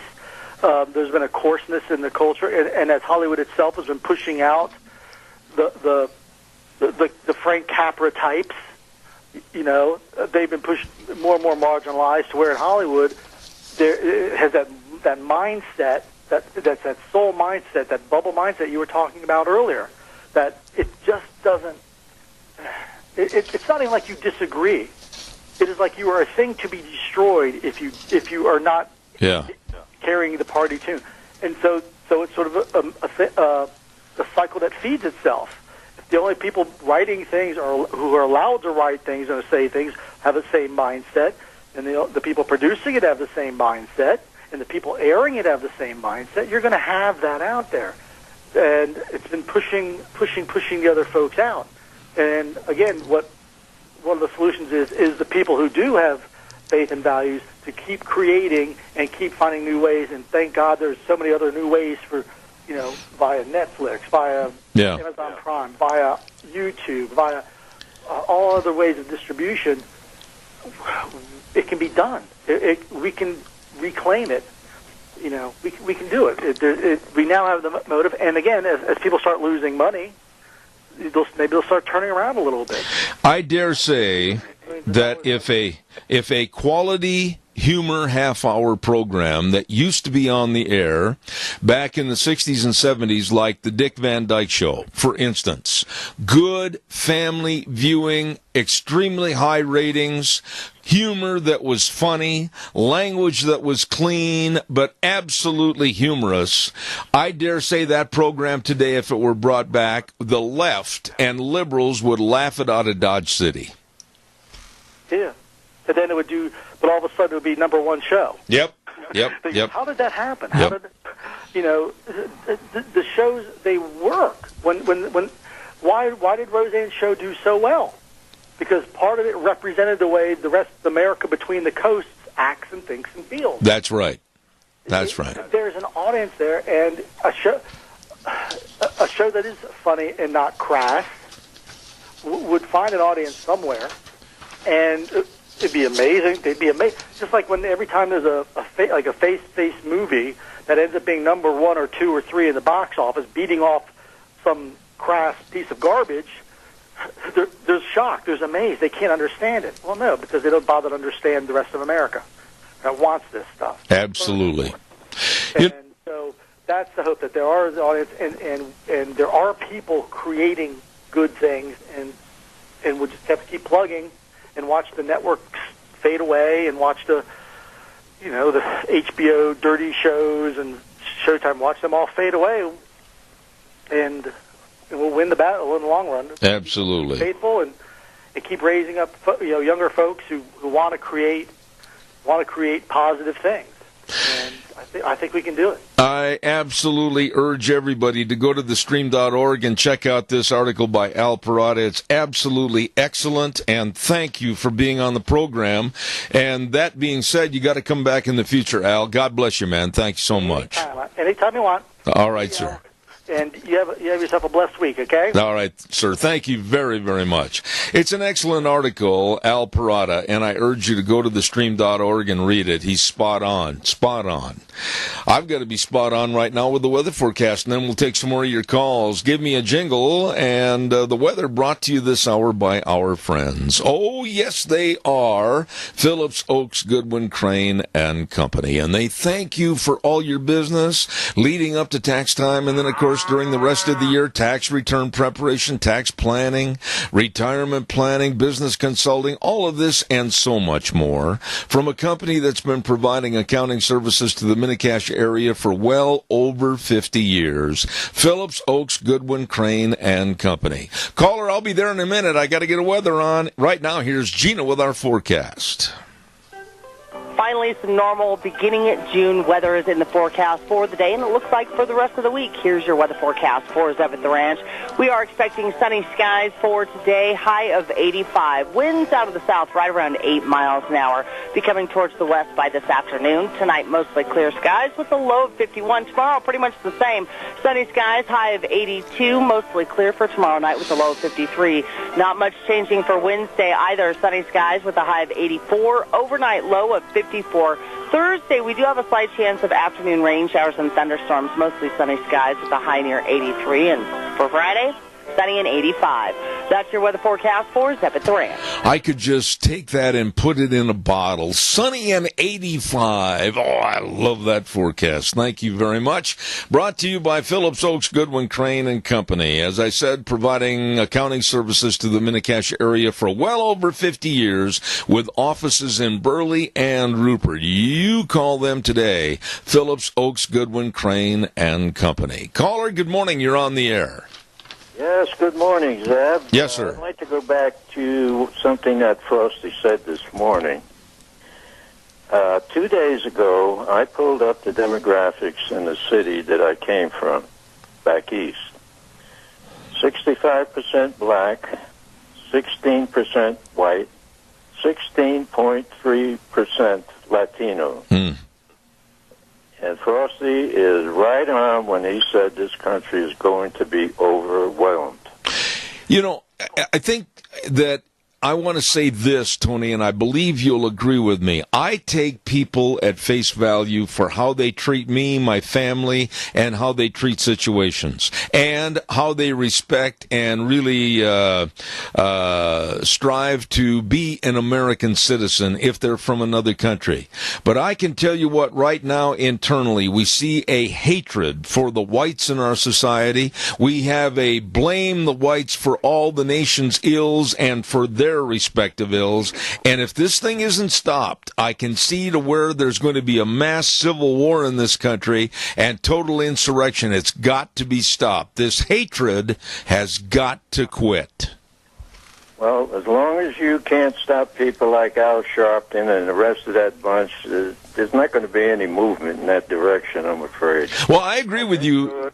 Over 50 years ago, I see it happening right here, and how do you stop it? Well, the race baiters, and I'll call them race haters, and that's the Sharptons and the Maxine Waters and the Jesse Jacksons and others.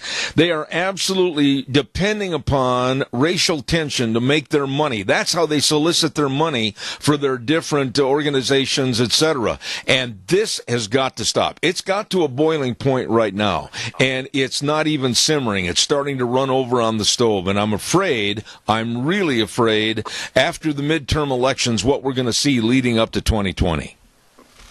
Well, they have become the untouchables now. So I agree. I totally agree. We get and do the best we can to make sure we keep people like Trump in power. Tony, I always appreciate your calls, very much so. Thank you very much. Oh, you're welcome. All right. God bless you, man. Bye. Thank you. Want to remind you, calls are welcome. I got time for one or two more calls. Give me a jingle. Thank you, Tony. I appreciate that. Let's ride 270 Highway 24 between Rupert and the World. Oh, they're open Monday through Friday, 9 to 6, Saturdays 9 to 4, and they've got all the four-wheelers. They've got all the side-by-sides. Look at that showroom floor and sit there and go, holy moly, how'd they get this all in here? Woo! And don't forget, too, they got all the accessories that you might need. Yeah, great, huge accessory department. And to keep you running, they've got the best doggone service department around. You stop over and see Nick and Randy and the whole crew at Let's Ride. 270 Highway 24 between Rupert and the World. This is where the fun is sold. Absolutely. By the way, too, when I mention going over that way to Rupert on Highway 24, I want to also say Cameron and Siemens Insurance, Highway 24 in Rupert. Oh, my goodness, your life insurance, health insurance, retirement planning, employee benefits, all of this and so much more by people that are really dedicated and responsive to your needs. And that, of course, is Cameron and Siemens Insurance. Highway 24 in Rupert. The number to call for an appointment, I urge you to do that, 436-4424. That number again, 436-4424. Cameron and Siemens Insurance in Rupert. I have time for another call. Give me a jingle on the landline. Once again, I just absolutely, my wife and I went in Friday to Stoats Equipment Company in Burley, 119 Overland Avenue in Burley. And I don't think I've ever been in a store or a business where the employees and everybody, they were so nice and they are so geared towards customer appreciation. And I just want to tell you that we're starting a brand new segment tomorrow, and it's going to be Stoats Equipment Ag Minutes, and it's going to be starting tomorrow at 9:47 right here on Zeb at the Ranch with the owner, Vic, and we're just going to have a great time talking about people and events in agriculture every week. Stoats Equipment Company, 119 Overland in Burley. Really, really nice people. And we were there and they had lunch on Friday. Holy smokes. I don't know who the cooks or the Chef Boyardees were. I know that Victor was one of them. That was phenomenal. And really, really good folks. Calls welcome, 436-2244, 1-866-927-4587. Give me a call. Love to talk to you. We were talking earlier this morning about the presidential pardons. I didn't get a chance to get into that story all the way. Here are some of the stories that were in the newspaper the last couple of days. One was by an editor in the Sunday edition of the Washington Post saying, the celebrity pardoner in chief. Another article came out and said President Trump's pardons undermine the rule of law. Really? And then they had another article that appeared in the Times News. Mercy rules are in effect. Here's a look at Trump's pardons and commutations. Well, thanks to my wife, we did a little research, and the Clinton administration had 456 people apply for pardons. 140 people in the last hour of the presidency were pardoned. And in the Obama administration, 1,716 people, 504 were commuted from life sentences, and 212 were let loose because of pardons. And the media has the gall and audacity to criticize Donald Trump? Are you kidding me? No, I'm not. That's because we have a media, a leftist media, that can't see the forest because there's a tree in the way. Coming up next hour, we've got Jordan McGillis, and he's going to be on the program talking to us about something that's bothering me. It should be bothering you. It should be bothering all of us, and that's a extreme escalation of gas prices, diesel prices, and we're going to have him on the air. And then at 10:30 this morning, we're going to have Dr. Lee Bauckham come on the program and talk about rules to living. The Immutable Laws of Living, his book, and I think you'll find it very interesting. Right now, let's go to the news from CBS. I'll be back in a couple of minutes.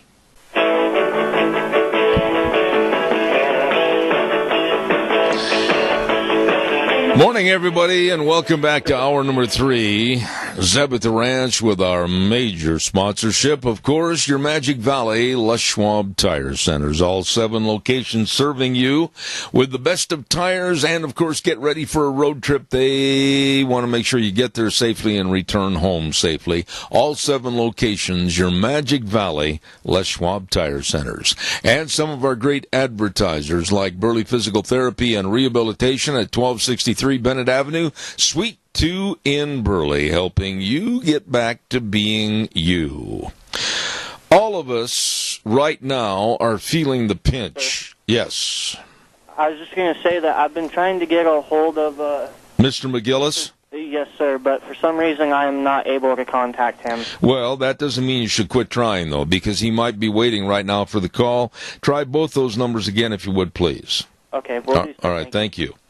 We're waiting for Jordan McGillis of the Institute for Energy Research to join us, hopefully, on the telephone. And that means that while we have a few minutes, give us a call at 436-2244, 1-866-927-4587. I would appreciate that.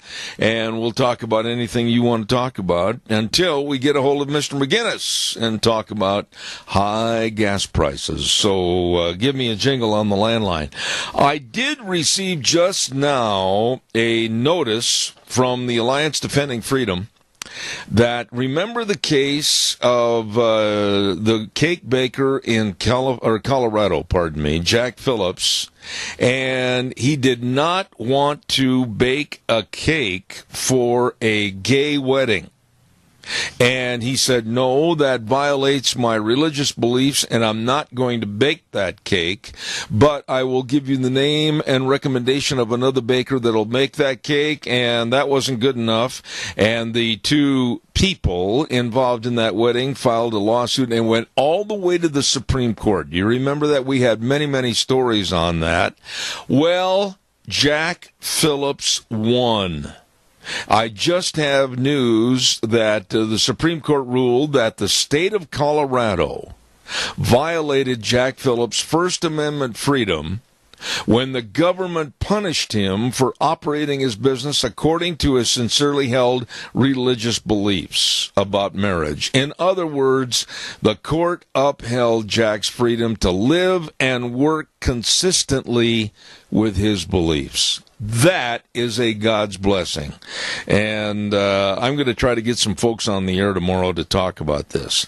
I personally am sick and tired of businesses and the atmosphere and attitude in this country being controlled by the left, and especially the LGBT. And this is a victory for those of us that believe in family values and Christian values. Congratulations to our Supreme Court for making that decision. Matt's trying to find me. Okay, we're trying to find the guy? Matt. Oh, okay, Matt's looking for him. Wheels, keep trying those numbers, please, because they think that he is there, so we're waiting. If you'd give me a call, I'd sure appreciate it. 436-2244, 1-866-927-4587. While we are waiting to see if our guest is somewhere, we're going to tell you a little bit about a Thursday segment we've had on our program for a long, long time, and that's Cassia County School Days.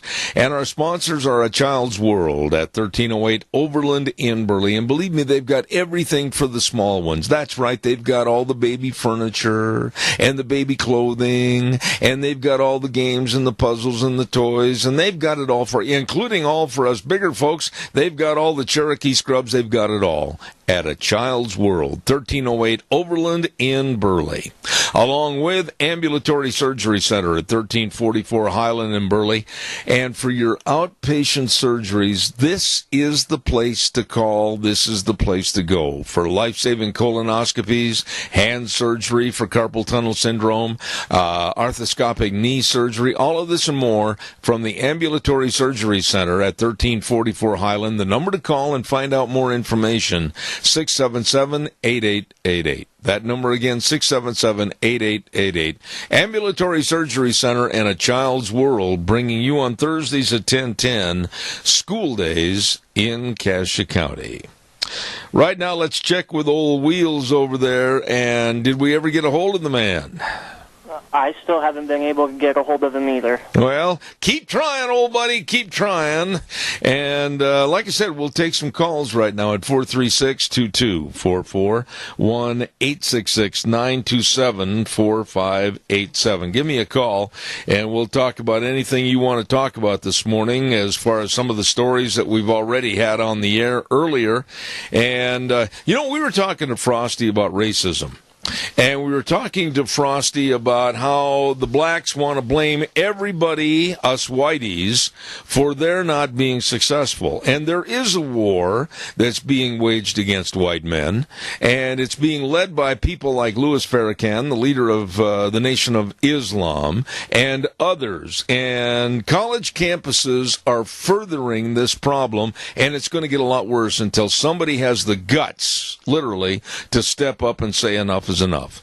On college campuses, like I reported last week, there's many examples of hate whitey, from classes being offered on so-called white privilege to planned white people free days on campus. Now, I do not know how they're going to do this, how they're going to try to marshal this to where if anybody of white or Caucasian skin shows up on campus, they're going to throw them off after they've paid their tuition, and or even if they're instructors or professors there. This does not bode well.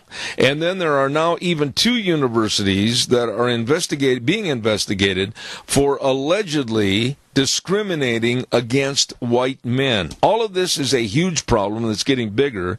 And then we heard last week about this dipstick, as I almost tipped my microphone over, up in Portland that was having a reparations happy hour to where the whites had to pay in, all the blacks got in free.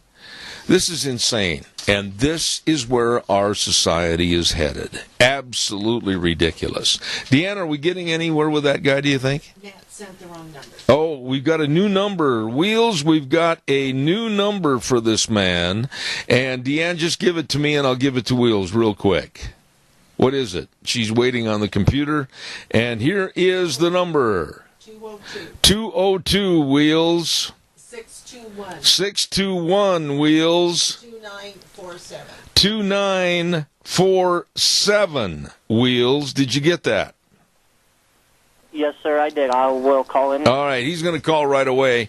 And sometimes the communication from back on the East Coast to us with some of the changes in the numbers, we did not have that. I really want to get that guy on because he's going to be talking about gas prices that are going out of sight and what can or can't be done, and more gasoline taxes being added on a per-gallon basis, etc. So hopefully Wheels can get him on the phone here in the next little bit, and we'll have the gentleman by the name of Jordan McGillis with the Institute for Energy Research. Wheels, do we have him? Give me 1 second, sir. All right, thank you. Waiting patiently.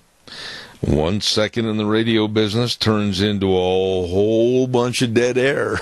Let's see if we can get... Honestly, I tried calling that number, and it just gives me the tone as if, like, a handicapped bus is backing up. So I would assume that, for some reason, that line... Repeat the number back to me, Wheels, quickly. Okay, 1202. Yes. 621. Yes. 2947. Yeah, that's the number that was given, so evidently there's some kind of a mistake. 202. Yeah, another number, Deanne? Okay, we got another number, Wheels. This is like Wheel of Fortune. What's the number now? 202. Yes, 202. 748. 748. 4430. 4430. Try that one, and we'll see if we can get the lottery, Wheels, quickly. All right, will do. Hurry. I don't like doing this on live radio, but it's live radio, and we had 1, 2, 3, 4, 5 different numbers for this person. Thank you, Deanne, for all your help. I'm going to have to get you on the air so you can visit with me for a few seconds. Once again, waiting for Jordan McGillis, and he's going to be talking to us about these high fuel prices. It's going to be a shortened and abbreviated segment, and Wheels going to tell me if he's got him on the air. Wheels, did we get anywhere with him? Waiting patiently. While I have a moment, and by gosh, I've had a lot of empty moments. Yes, go ahead. He's on the phone. Oh, thank you. Jordan, I got to tell you, you're one hard cowboy to try to track down. We've got about 5 or 6 different numbers. Well, we've got a lot going on here in Washington, D.C. I apologize for that, but I'm here with you now, Zeb. I appreciate it, Jordan. You're with the Institute of Energy Research, and I, for one, am absolutely irate that I'm seeing a double, quadruple in pricing every time I go into the pumps, and I drive more than most. What's going on here? Why are we seeing such high gas prices? Well, we've got a number of factors right now. One factor is the complete collapse of the Venezuelan economy.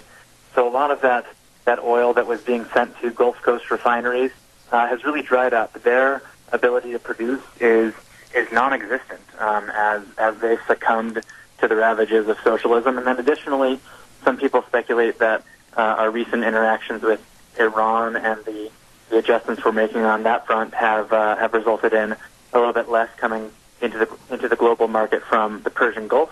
And additionally, you've got the summer driving season, so demand is a bit higher, and we're seeing those prices go up. Okay, now wait a minute. I don't want any speculation. I don't want any kind of fairyland tale, but I want the truth. Isn't this also possibly just a gouge to the American public to raise not only the revenue to the oil companies, but then also the taxes that will go up for the federal government? I am sick and tired of having the excuses, well, Venezuela this, or Iran this, or Iraq that. What about it? Couldn't that be all just speculation and a fairy tale?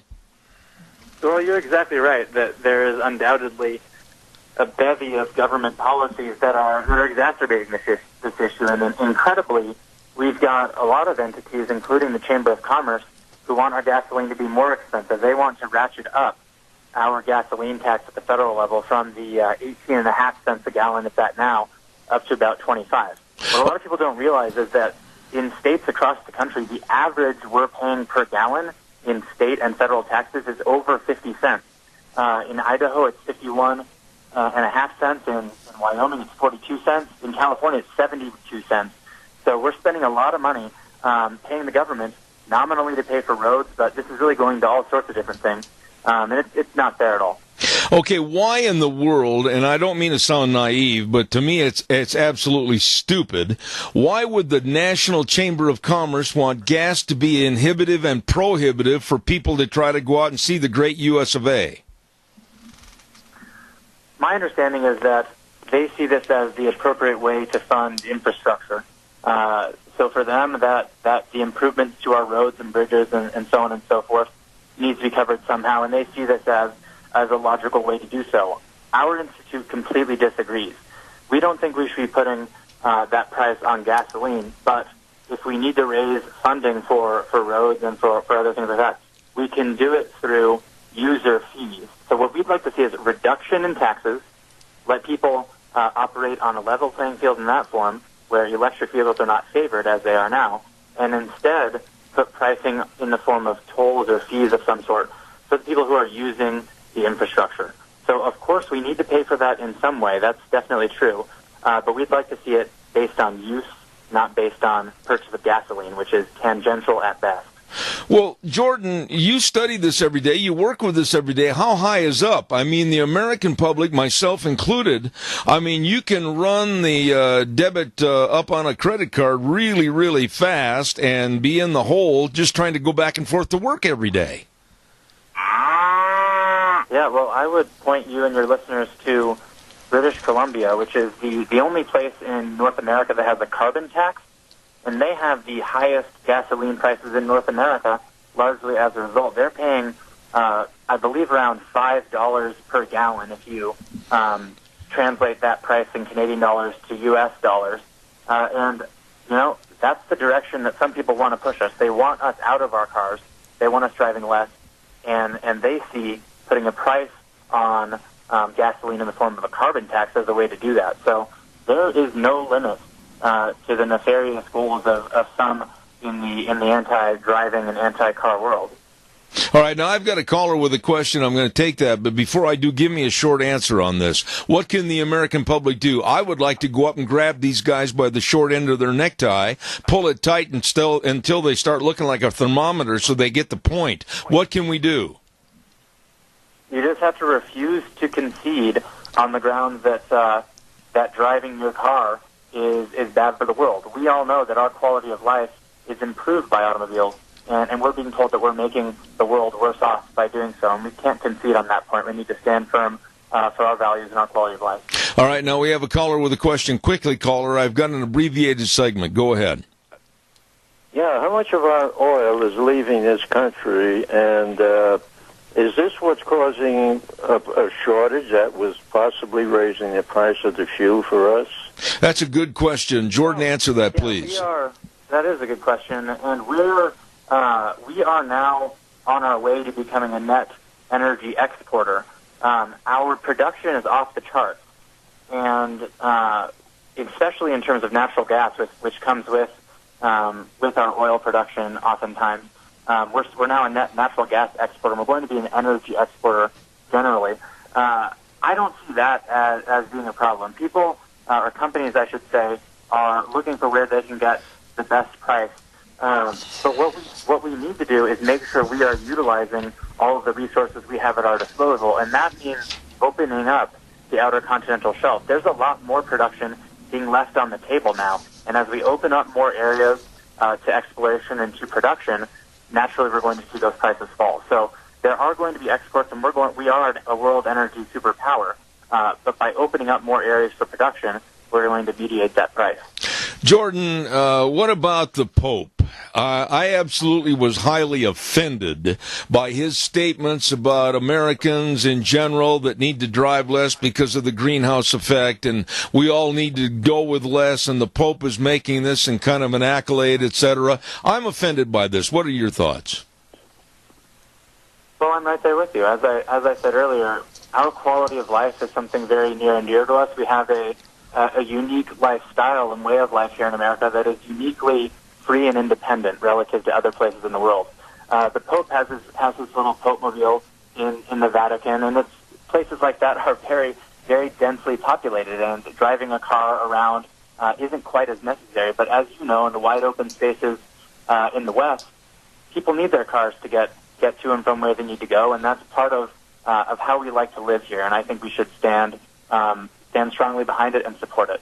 Well, standing strong and supporting it is one thing, but having the financial resources to stand strong and support it is another. Where are we going to keep getting the money to buy this ridiculous, asinine price on fuel?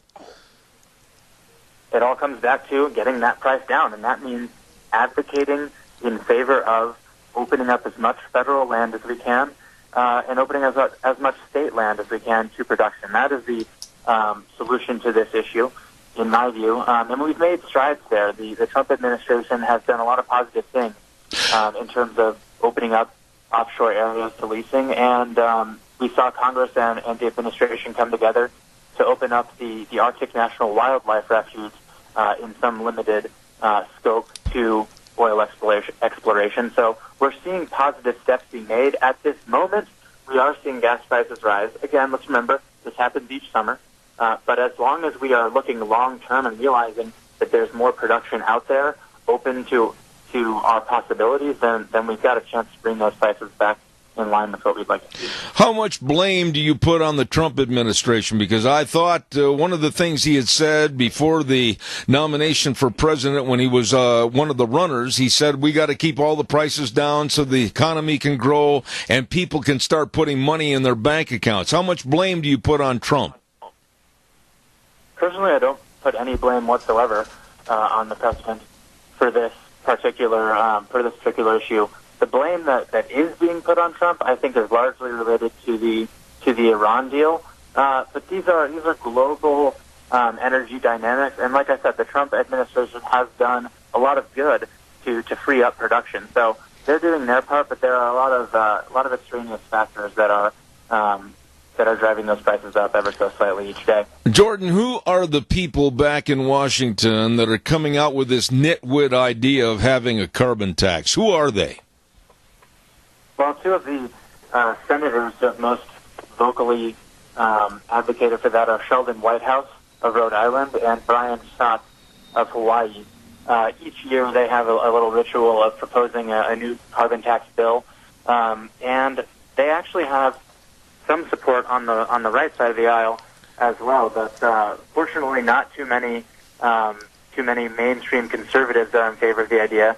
You do have some conservatives, or at least nominal conservatives, like Bob Inglis, who's a former congressman from South Carolina, who support the carbon tax. And then you have some of the elder statesmen, George Shultz and James Baker, who are also advocating for a carbon tax. So we've got a strong advocacy on the left wing for the carbon tax, and they're starting to get more attention on the right. We're doing our part here at the Institute for Energy Research to show how bad of an economic idea that is. Okay, so wrap this thing up and tell me, what should I and all of my audience be doing besides calling our senators and our congressmen and saying, what a bunch of idiots are back there on the Potomac? What should we do? That's the big thing right there, is just not letting this issue slide and not accepting that the gas tax is a reasonable way to fund infrastructure. It doesn't make sense, it doesn't properly allocate those costs. So let's talk about that. Costs should be taken on by the people who are using the infrastructure, not by gasoline users who may or may not be doing so. But talking to your congressman, talking to your senators, that's the way to do it.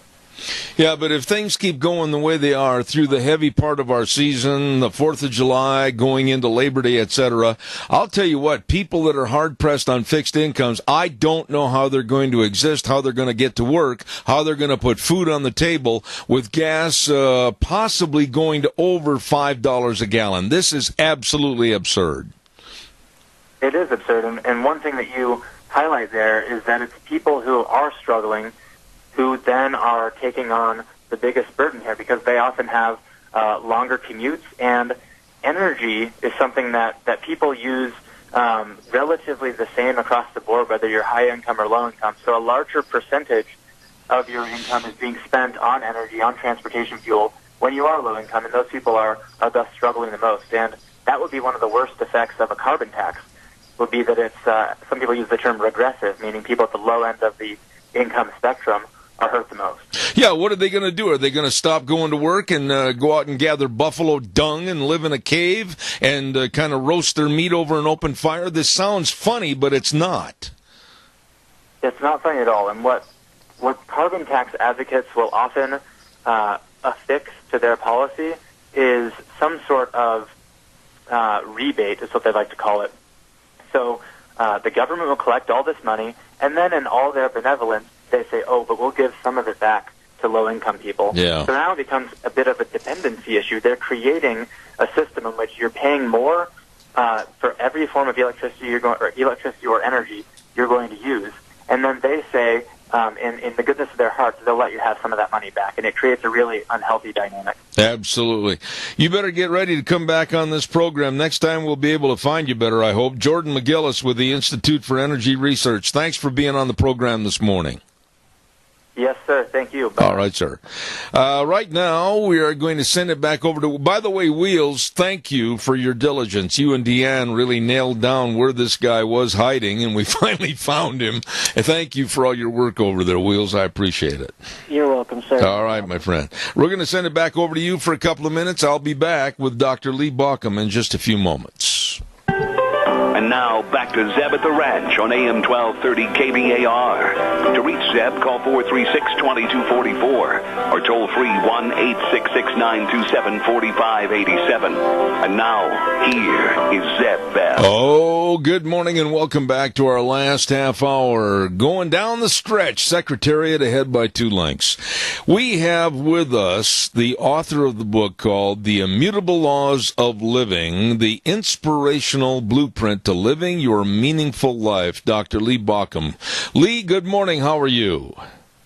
Hey, Zeb. Great. How are you?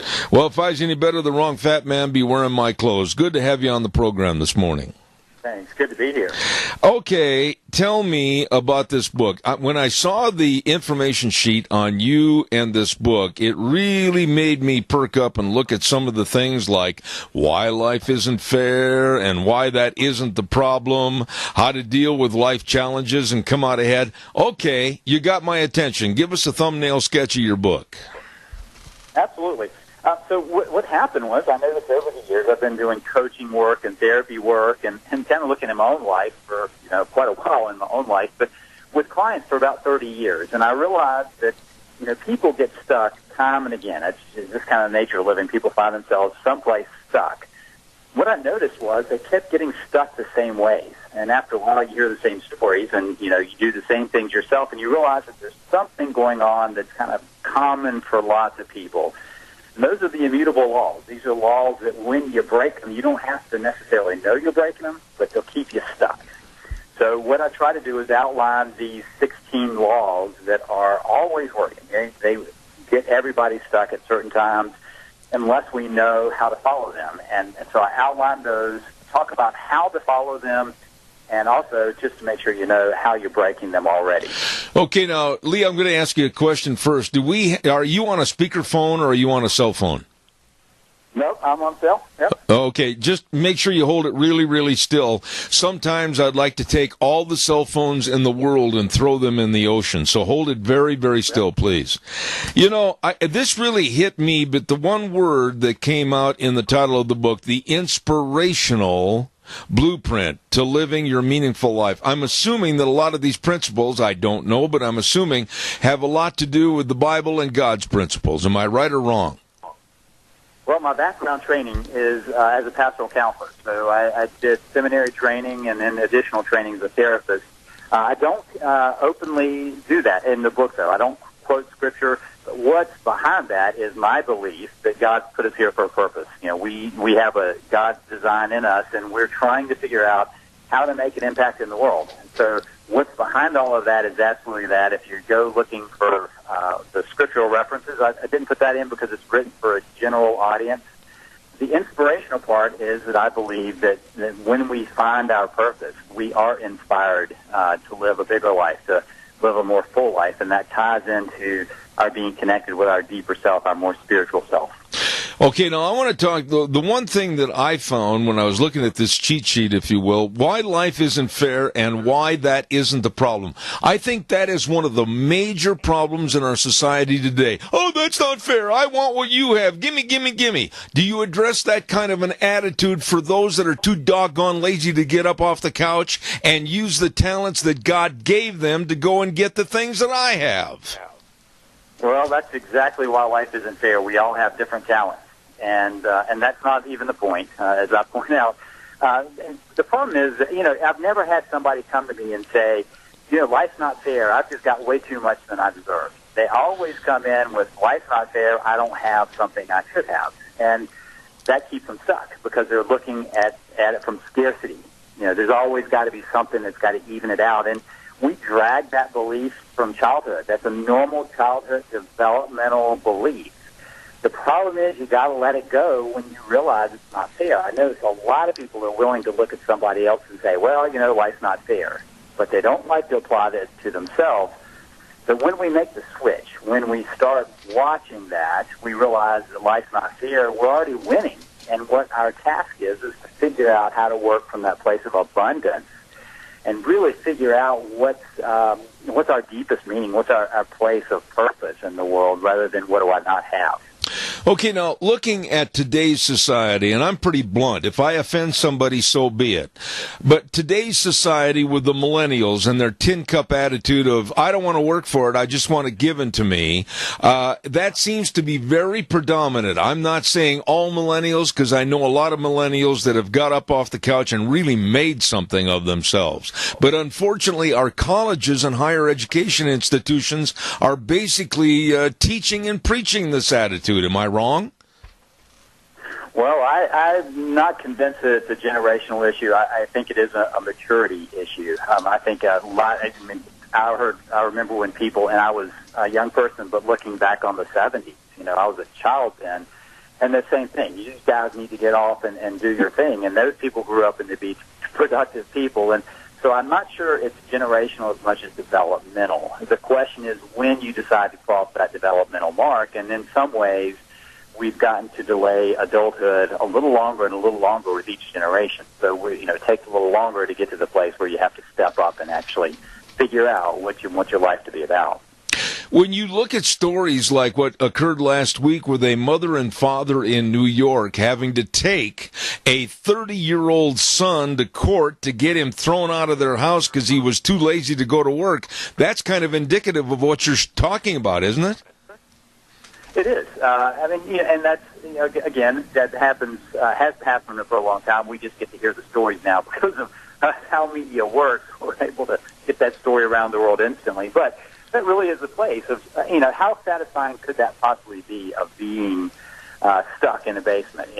So nobody's winning in that. The parents certainly aren't. This person isn't, because that person has talent, has something to express to the world, something to give back, as we all do. And so the question is whether we step back away from that, and usually that's a case of fear. I think that's the biggest thing that holds people back is they have some fear that they're not willing to get beyond. And honestly, I think the biggest issue we have is people have learned to, when they feel some fear, to step away rather than step into. And so whenever something's a little uncomfortable, whenever something's a little tough, we step back and live kind of, some would say a comfortable life, but I don't see it as very comfortable. I see it as kind of a stuck limbo place of not having purpose, but not really being happy with that. Well, a part of your book, you just addressed it, how to deal with your fears and get them to help you.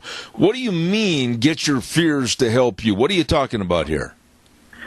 Yeah, so everybody has fears. There's no way around that. We're wired for that. Our brain is built to have this threat mechanism, looking for the biggest fears around us. The problem is that we're looking for threats, as if they're just right around every corner and every bush, like our ancestors would have had. And so that's part of where we operate every day. We're just always hypersensitive to the fear pieces.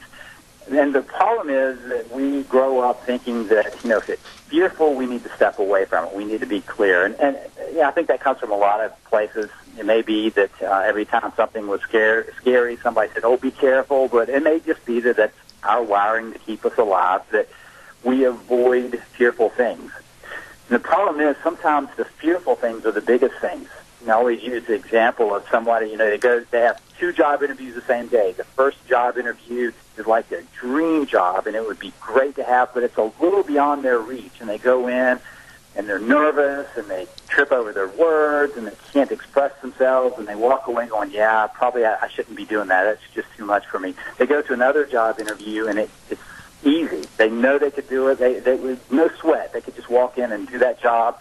Their words flow. They connect with everyone. And so then they leave going, yep, that's the one for me, missing the fact that the fear that was making them anxious was also telling them that was it. That was the important thing to focus on. And so we use the fear as a back-away mechanism. It's an avoidance mechanism. And so I encourage people, instead of using it as an avoidance indicator, use it as an importance indicator, that the fears are just telling you it's important. And there are times when it's telling you it's important because something might be dangerous. I do trail running. I'm running around the trail, and I see something squiggly. I need to go, wow, that's important. I need to see if that's something dangerous. If it's just a stick, I can keep going. But, it could tell me that there's something at risk there.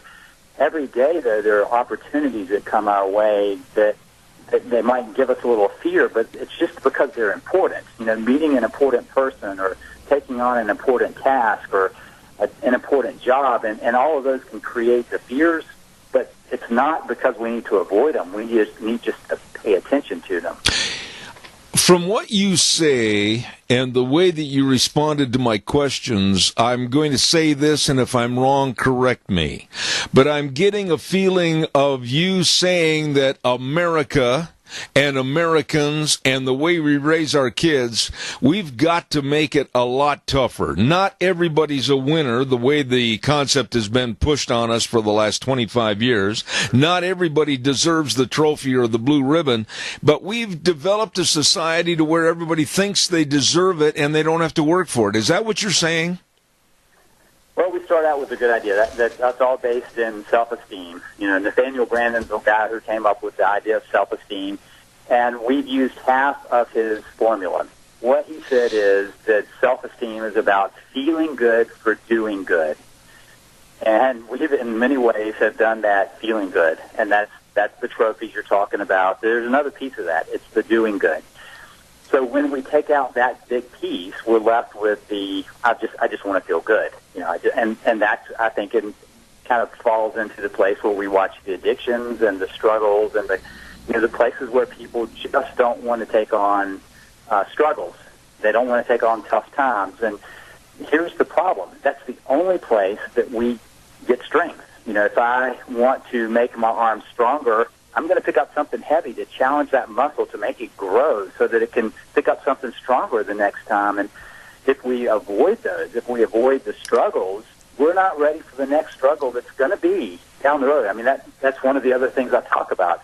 Every life has struggles. It's unavoidable. When we pretend that's not going to happen, then we're completely broadsided when it does come, which is that's just life. I mean, people come in and say, what do you say to me? I've got all these hard things going on, and I say, oh, that's life. Now, what are you going to do about it? How are you going to take those on? How are you going to learn from them? And how are you going to push through them? And I do think that that's something that we don't do a good job of teaching. We do a much better job of kind of the comfort, oh, bless your heart, rather than the, hey, how do you make it through this? I agree. And I think that permeates itself not only with the millennials in general, but also into the sports world with the pampered prima donnas that are underworked and overpaid as athletes, like in the NFL, the NBA, etc. They've come to demand and accept that they deserve this kind of a lifestyle instead of having to work for it. Would you agree with that? I do think that I'm always careful on generalization. I do think that there are people who have that attitude. I also recognize, though, that people who have made it to that level of performance they've gone through some tough stuff to get there. I mean, they've had to practice and show up and get stronger. So how they're doing it now is a different question. Whether they're feeling like they deserve it or whether they're feeling like they're going to work hard on it, that varies from person to person. I think it does in every place.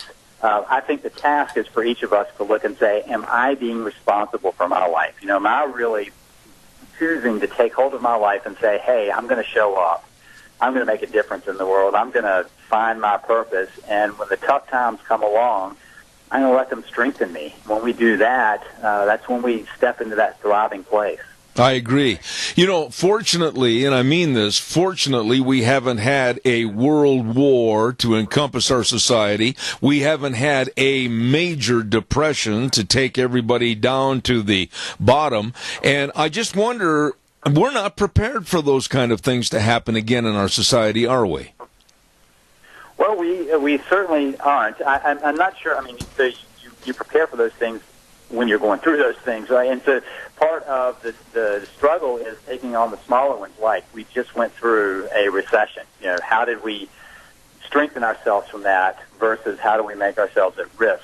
And so we have glimpses, we have moments where we see them. The question is whether we're preparing for those or if we just go, whew, I'm glad that's past, that'll never happen again, because, history shows that it absolutely will happen again. One part of the book I wanted you to comment on, I'm kind of jumping around here, but there was one part, how your thoughts keep you stuck, how to free yourself. What do you mean? Yeah, it's a misunderstanding of thoughts. A lot of us overly identify with every thought that pops in our head. If it pops in our head, it must be true, which is a scary idea because that's what our mind does. Our mind just creates thoughts. Some are useful, some are not so useful.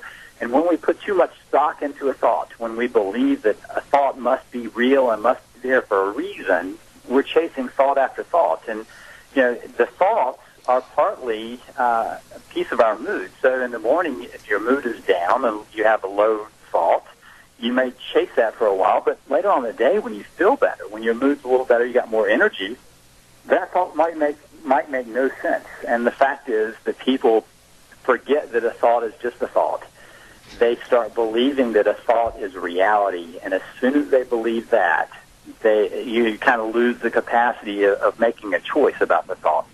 If it's an important thought, it's something to pay attention, but we need to ask the question, is this worthwhile? Is this going to matter? Is this a thought that moves me towards something better, or is just this one of those places where my mind has created a thought that I can just let go?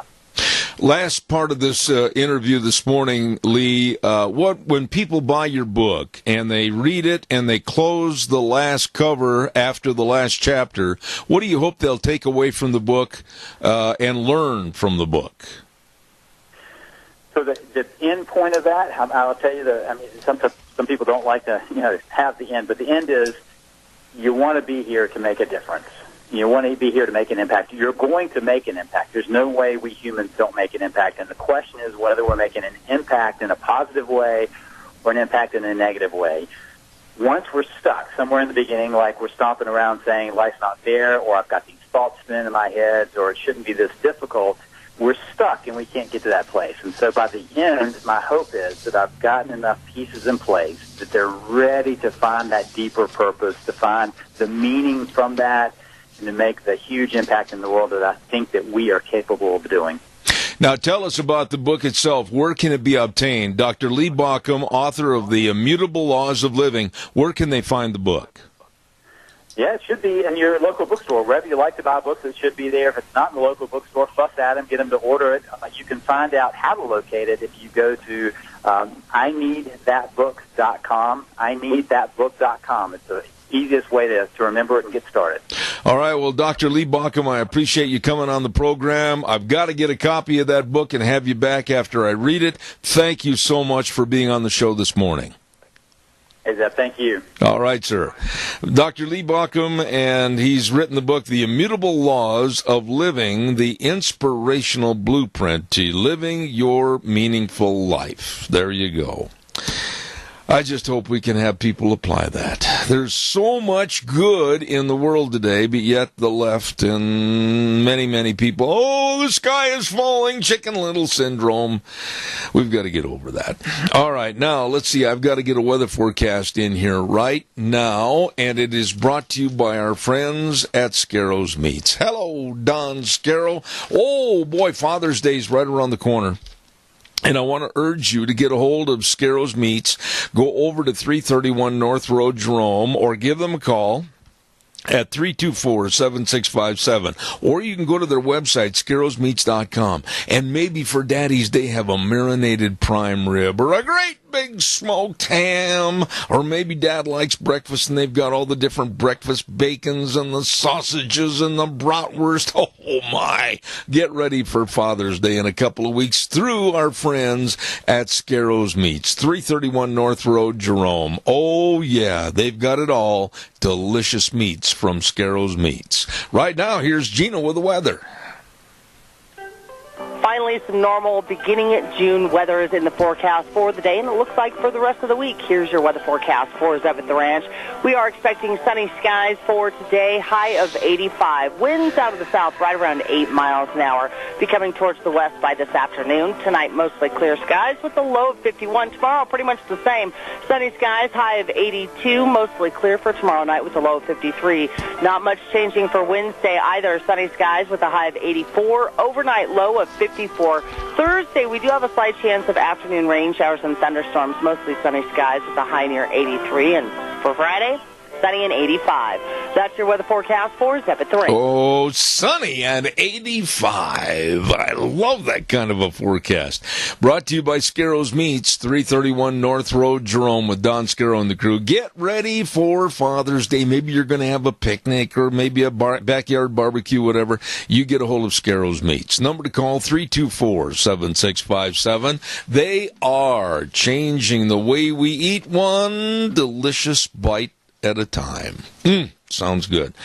By the way, there was a horrendous news story about an accident over in the Jerome area, and my heart goes out to those folks and families involved, and all I can say is that with the hurry for everybody to get from point A to point B.